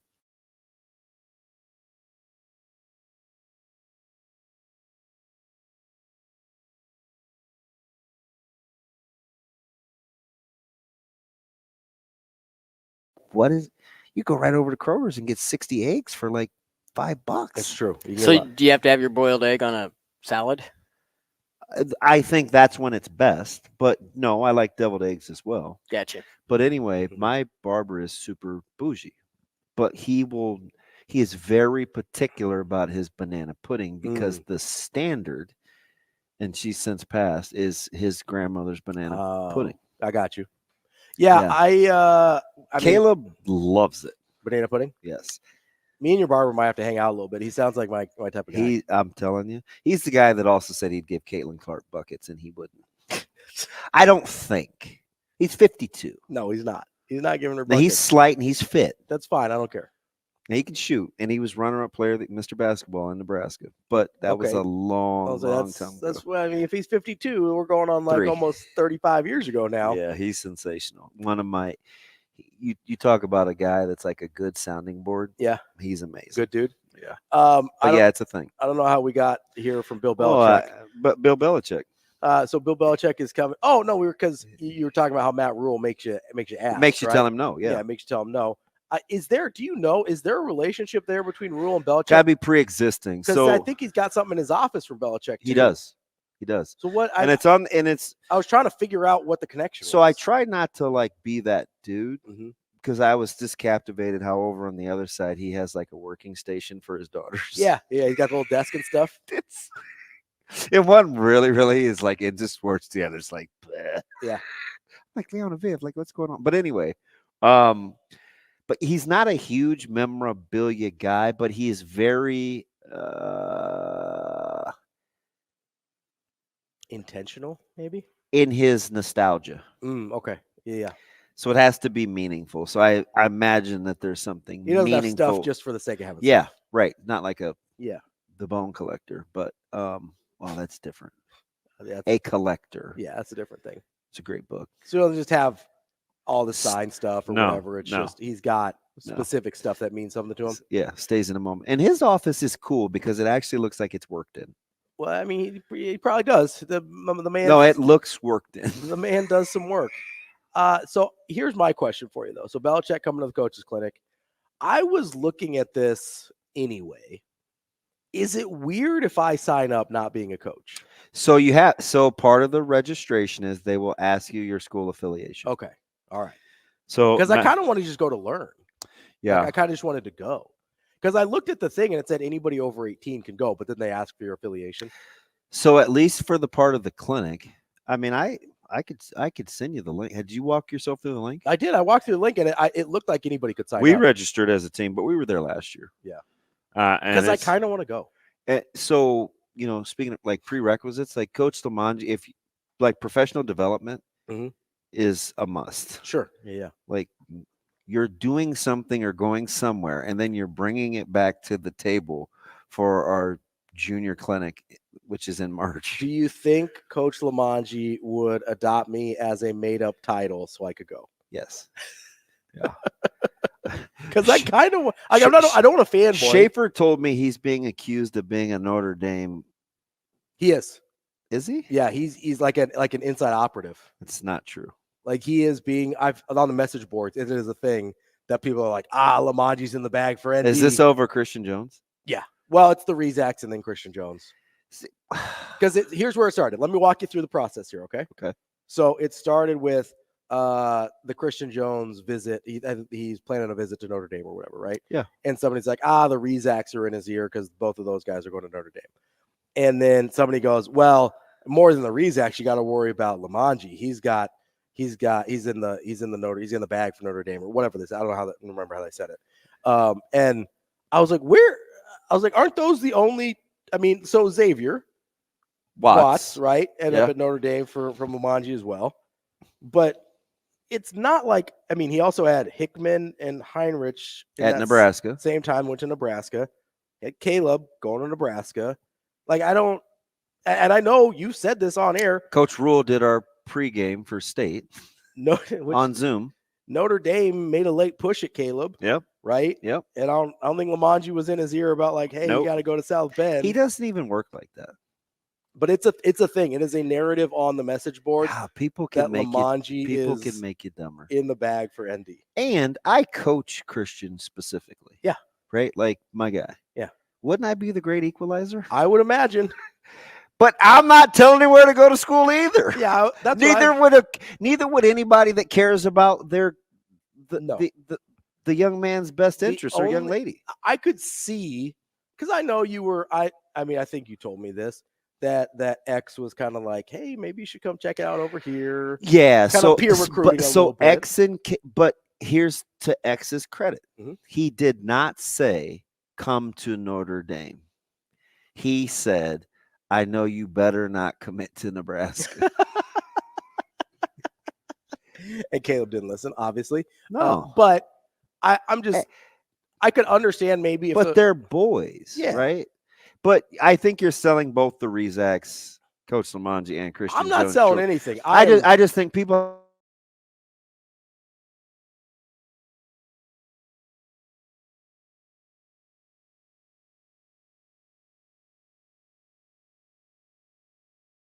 application of it. Mm-hmm. So selfishly, I'm going to be chastised for casting my selfish views on you and not allow, you know what I mean? Mm-hmm. So it's not like Teddy and Anthony are going to say, hey man, come. I know it seems like it would be normal, but there's this thing called respect, mm-hmm. where they don't come at you like that. It's not like if I want an answer to a question, out of respect, I don't just pick up the phone and ask somebody that I could ask to get an answer because I want to respect the boundaries. Mm-hmm. Same as Teddy and Anthony. Like DJ isn't the convoluted story about Carter Nelson and the plane and this and that going on. Like people just make up stuff. Yeah. You know, but I'm not out here chasing lies either, right? So mm-hmm. sometimes you just let it ride. You let it go, yeah, because it doesn't matter. But no, like I could understand a situation if Christian Jones was like, hey, I'm kind of looking at Notre Dame. Tell me about what you liked about them. Yeah. That's a situation that makes sense. Where you're having a conversation, right? Teddy, Anthony, DJ having that conversation with CJ, right? Yeah. But if I would be surprised, I don't know the boys that well, but I've talked to DJ a decent amount on the sidelines and stuff. I would be surprised if they went out and sought Christian out to say anything to him. And here's the thing. This is the kicker. And I just watched this a handful of weeks ago when Nebraska brought the Cavalry to Westside. Mm-hmm. They're not telling you. Do you know what Coach Rhule said to Christian? What? He's like, hey, I want you to experience everything. This is what I would tell young people in your position. Mm-hmm. Go do X, Y, and Z. Experience this. Mm-hmm. Ask these kinds of questions. Come back and tell, talk about it with people in your circle of influence, like that you trust and care about, and always weigh your options because it's a big deal. It's not just about us, right? Like, sure, would we like to know how we could better recruit you? That's cool, but experience it. Same thing. It's why I gravitated towards Coach Ferentz. The same thing that he said. He's like, hey, all these people are going to tell you what they can do for you, and it's this, that, and the other. But during the recruiting process, it's going to be a feel thing. So take your time and make the right decision because you want to be committed. It wasn't like, hey, don't do this. Yeah. I think the following weekend he was going to UCF in Florida. Do you know what I mean? So it's like it doesn't work like that. It may work like that in like the message board world. Yeah.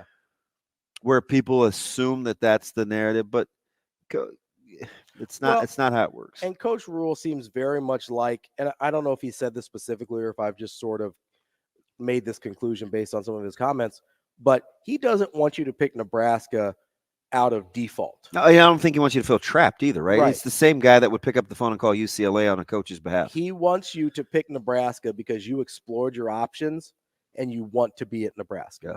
All right. You can't really say that you want to be at Nebraska more than you want to be at anywhere else if you haven't been anywhere else, right? You can't say that, oh, I love being here. This is the best fit for me if you didn't look to see if anybody else was a good fit. Yeah, right? and it's not like it doesn't work. Like, I'm as close to DJ as anybody, but it's not like DJ said, hey, Notre Dame's coming up on a Saturday morning. Like, I really think you should listen to him.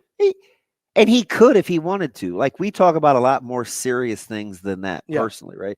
But that's not that's not how the relationship works. Right. Right? Like, if he's for you, then he's for you.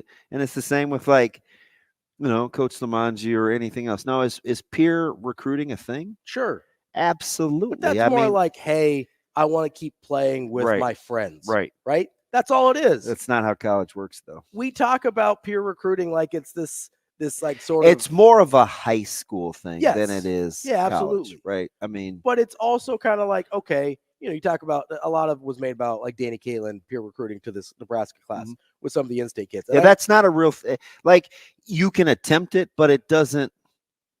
Yeah, I'm not sure on its long-term impact. I don't know about long-term impact. I think it can matter of feeling like you're wanted even a little bit more. I think it can and it depends on the kid too, because sometimes their experiences are their own and yours are your own. Or so to try to connect that, like if another student athlete wants another student athlete to come to a certain high school, it may be from a different vantage point, right? Like if Amarion Jackson's talking to Chase Lofton, it has to be like Chase has to be able to say to himself, okay, like Amarion's like arguably the best receiver in the state, whatever. Can I get my?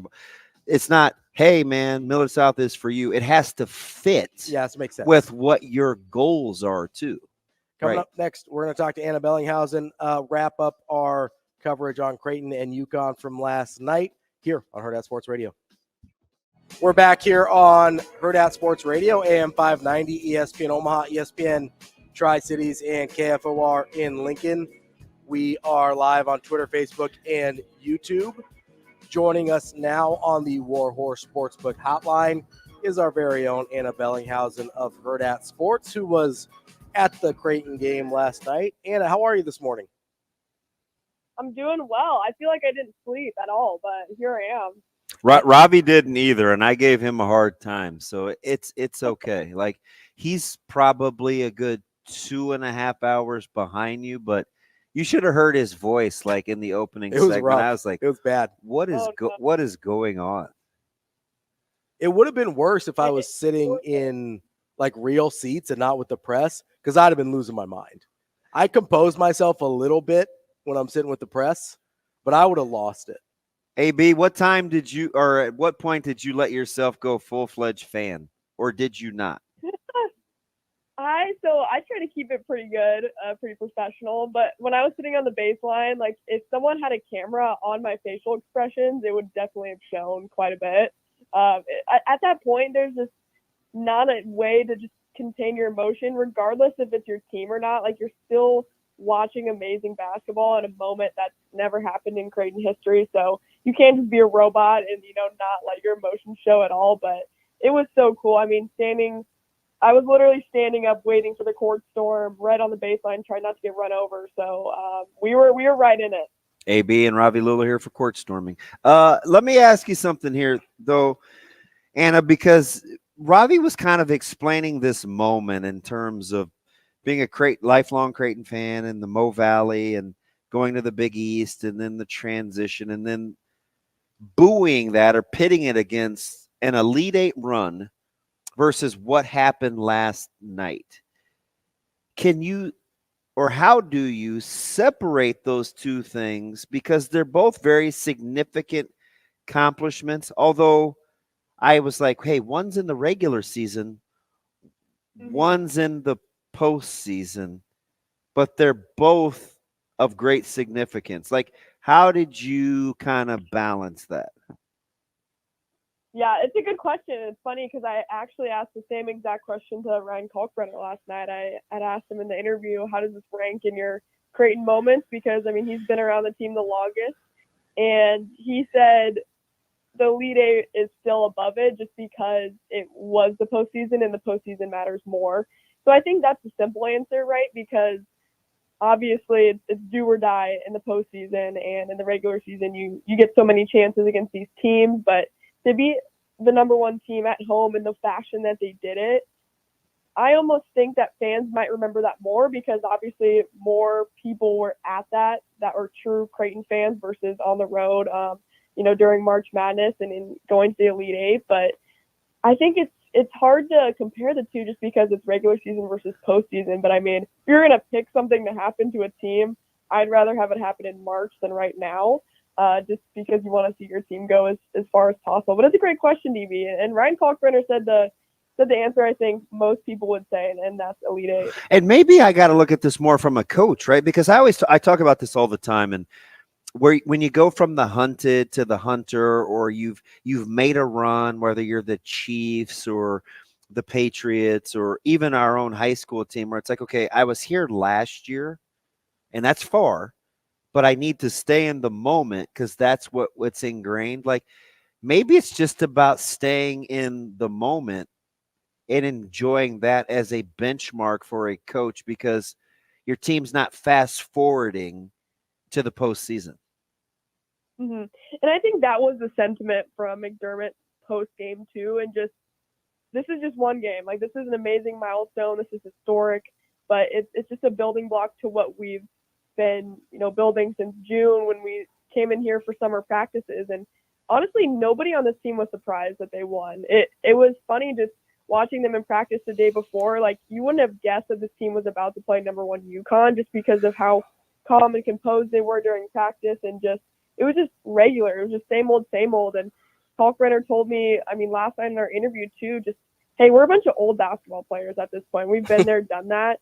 They were down 7-0 to start the matchup against the number one team, the unanimous number one team, who's obviously been better than every single team in college basketball this entire season, and they didn't waver whatsoever. So I think that says a lot just about the maturity of this team and also where it can go. But yeah, I think the sentiment is one game at a time, and they're just going to keep rolling and see how far they can take this. We're talking with Anna Bellinghausen, our very own Hurrdat Sports. At what point did you start to feel like, because you mentioned that 7-0, 11-3 start for UConn, and at what point did you kind of start to feel like, oh, Creighton might be able to pull this off? Obviously, by the end of the first half, they're up by 14, but was it during that little Stephen Ashworth run where they took the lead for the first time and sprung ahead of UConn, or where were you mentally when you're like, yeah, this might actually happen? Honestly, obviously when Jason Green took that the corner three, which I think should live in Creighton history forever. The hometown kid hitting that and going and giving his team the lead over number one. I think that was amazing. But also just the defensive stops that Creighton ended up getting. I think also the Stephen Ashworth, 16 points in that first half for him. I think once you saw Ashworth get going, you knew it was going to be a good night because you're always having to rely on, Baylor and Trey and Kalkbrenner. But if you have another guy in Ashworth or Jason Green off the bench, Farabella off the bench, when those guys are hot too, I think there's no slowing down this Creighton team. Maybe it's a cheat code because I know some of these guys in the workouts, but last week I was talking about Preston Murphy and how Coach Mack felt about him in his totality as a recruiter and underselling that he was a skilled drill guy. Mm-hmm. It seems like we're kind of underselling the presence of Mitch Ballack too. He's one of those guys, AB, that as a skill and drill guy has really helped the guys in terms of their skill development because of his work regimen. But we kind of look at him as like, he's just coming back to hang around the program. I think maybe Mitch Ballack, maybe his presence is a little undersold in his skill work. That's actually a really good point because it's something that I think gets overlooked a lot. But Mitch is a phenomenal coach. I think he gives the guys a ton of confidence, and he can relate to the players in a way that the older coaches can't. Obviously, he's fresh off his career. He's fresh off his time at Creighton. He played with Ryan Kalkbrenner, so there's a connection there that's, I think, deeper and just more understanding. And I think Mitch brings so much to that coaching staff, and maybe something that they were missing in years before too. So that's a really good point, DB, about the impact of Mitch. And I'd be curious to talk to him and how he's handled the X's and O's of basketball, because I think his basketball IQ is obviously phenomenal, Yeah. but also just the relationship he can build with these guys and the confidence he can instill.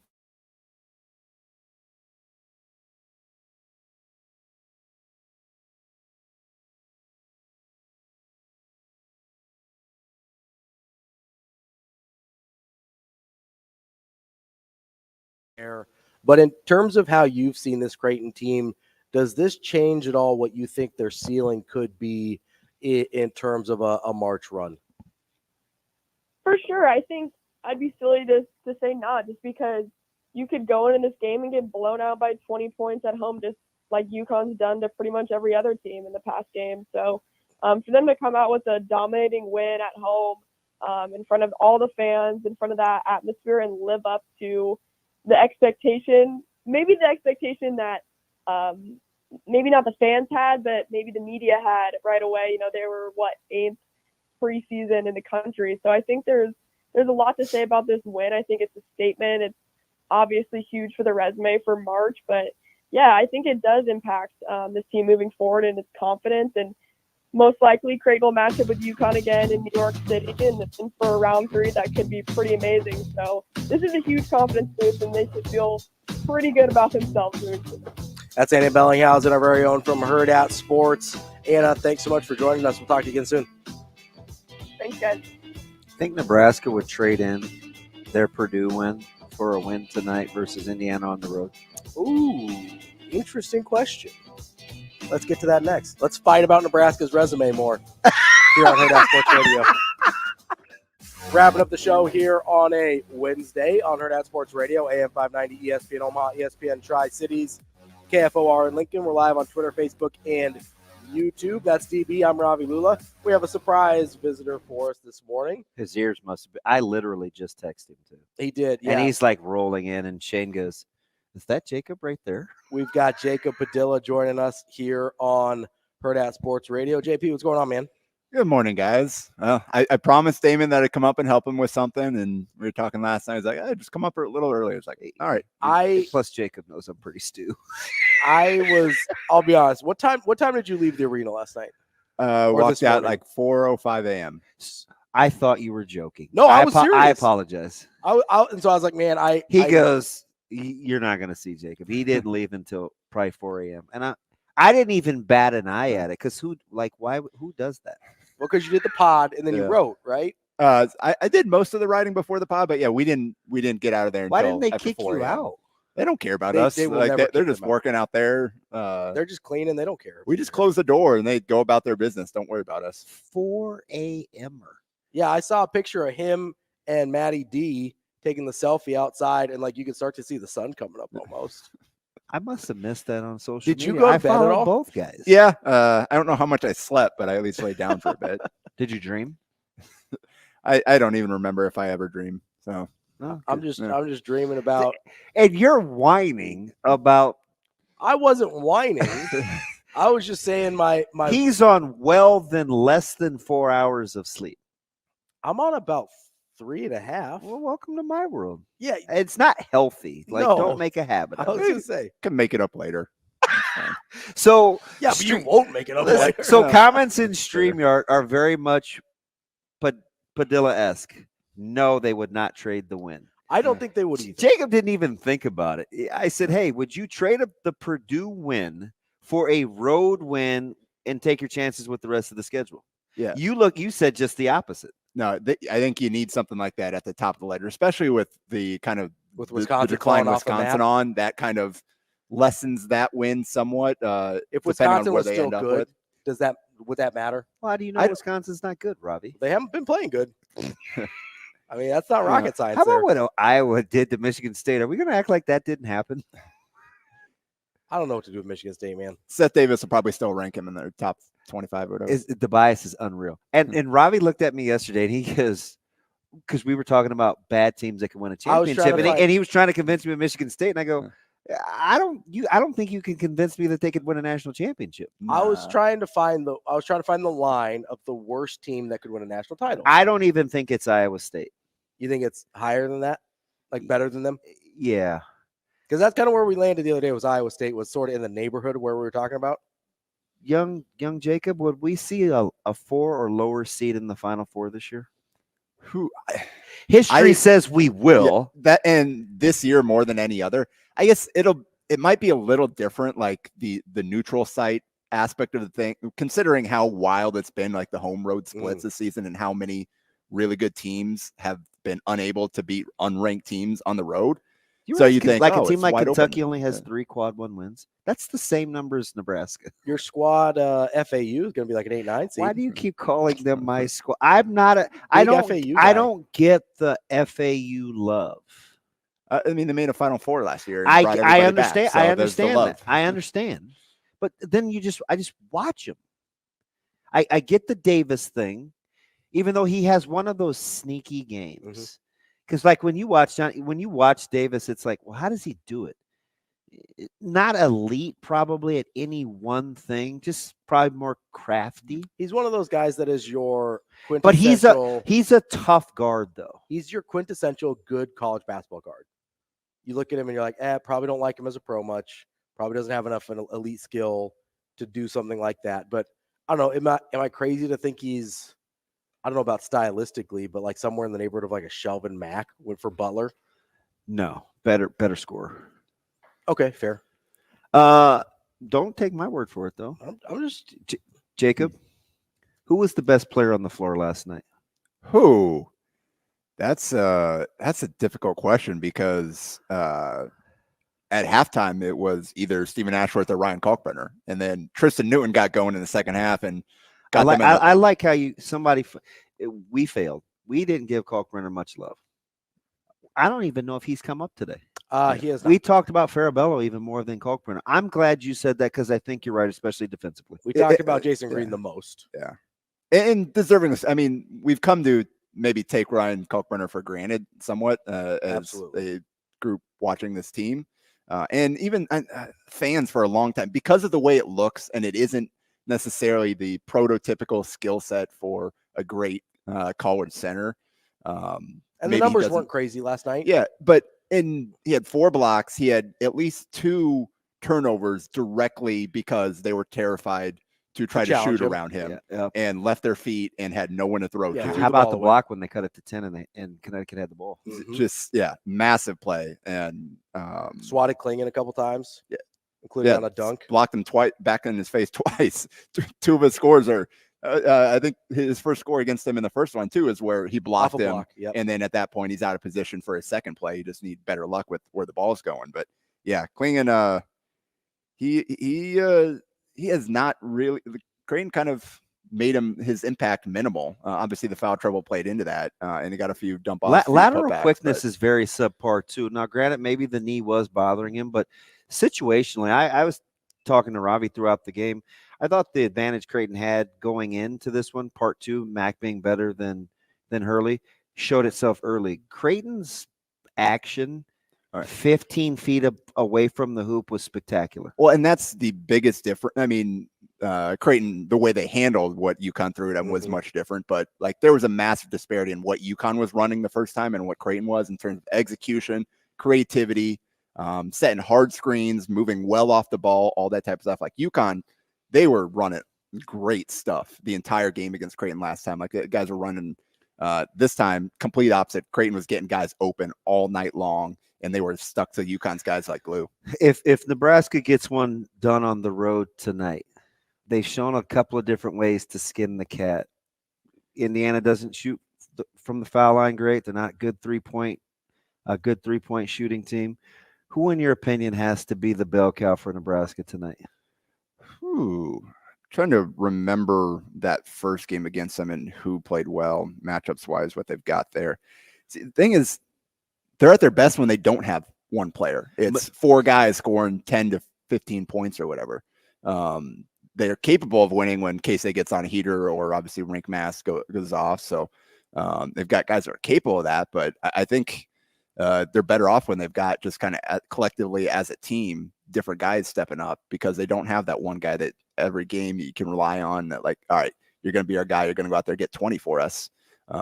It's just the team is so well balanced. I think that's your best path because I think Khalil Ware, they had didn't really have a great game kind of slowing him down, but nobody else for Indiana really got going. Good pro in his future. Yeah, I mean, probably be a better pro than the way his college career has gone, just in terms of success and the way things have gone around. I mean, there's definitely some tools there. I think he still has some things to work through, some things to prove. I know some aren't as quite as high on him as others may be. But a couple guys on UConn, I feel like that. To be honest, that you're a little too. That other people are a lot higher on. Yeah, that I'm not really. And you're not a Castle guy. I don't see it. Yeah, I just think the days of being effective in the NBA without some sort of offensive skill, it's very, very hard. I asked Anunoby, even some of these guys that came in with Hunter from Virginia have worked on their offense enough to be viable, but it is very hard to come in without something that I could visually see you build around to function at a high level. I asked DB because we both were kind of on the same page with Castle. I go, you know who he kind of reminds me of? Who do you think he said? He and I maybe have had this conversation. Who? Think Villanova. Cam Whitmore? Yeah. That's actually the first thing that came to mind. All three of us. Because I maybe asked you about this sometime, saying I don't get it. I don't see what Whitmore's doing in the pros. Yeah. He's going to be a very good player. And I think Castle had like settled in. He'd been playing really well. He's winning every Big East freshman of the week award, and up until that Marquette game. But yeah, it's just kind of the rare athletic tools, the traits, the length, the twitchiness there, and he had been starting to shoot better recently. I get it. I get why people like him. Also, there aren't. It goes to the class as a whole. Like there aren't a ton of great options. So take the dude with traits and see what he turns into. Yeah. Yeah. It's the reason I didn't love when the Warriors drafted Kuminga. I mean, we had this conversation in that draft. I was Kuminga's another anybody but example. Kuminga. Yeah. I wanted anybody but Kuminga. And here I am 2 years removed. I would have loved the Kuminga, Wiggins, the 2 first-rounders, take LeBron and Christian Wood, make the numbers work, right? Like, never would I have thought I would have said that out loud. Yeah. Well, and Kuminga's come a long way from where he was. And it almost didn't click, like, until his, trait, like, hey, I'm not happy. Yeah, until a little outburst about Steve Kerr. Things didn't quite click, and that's the risk of them not figuring it out on their rookie deal. Like, that's the advantage of taking a rookie is he's going to be cheap for a while, but if he takes 4 years to develop, then he's not going to be cheap anymore. And in a bad space, and you don't know what he is. Yeah. JP, let me sneak this in real quick. Tonight with Woodson and Hoiberg, does somebody have to win that matchup from a coaching standpoint to get this one done in a one-possession game on the road? Or for you, when you watch this, do you think it'll be about the players? I think it'll probably be about the players this late in the season. Like, both teams are what they are. They should know what the other team's going to do. And they've already played each other once. So maybe there's some tweaks that Nebraska will have to anticipate after handling them in the first game. And that'll be where Hoiberg kind of shines. But it's a player's game at this point. You need him to go out there and play well. I didn't say it at all today, but Jason Green from Miller North, a Mustang. There we go, baby. Do you like Nebraska tonight, JP? Yeah. Me too.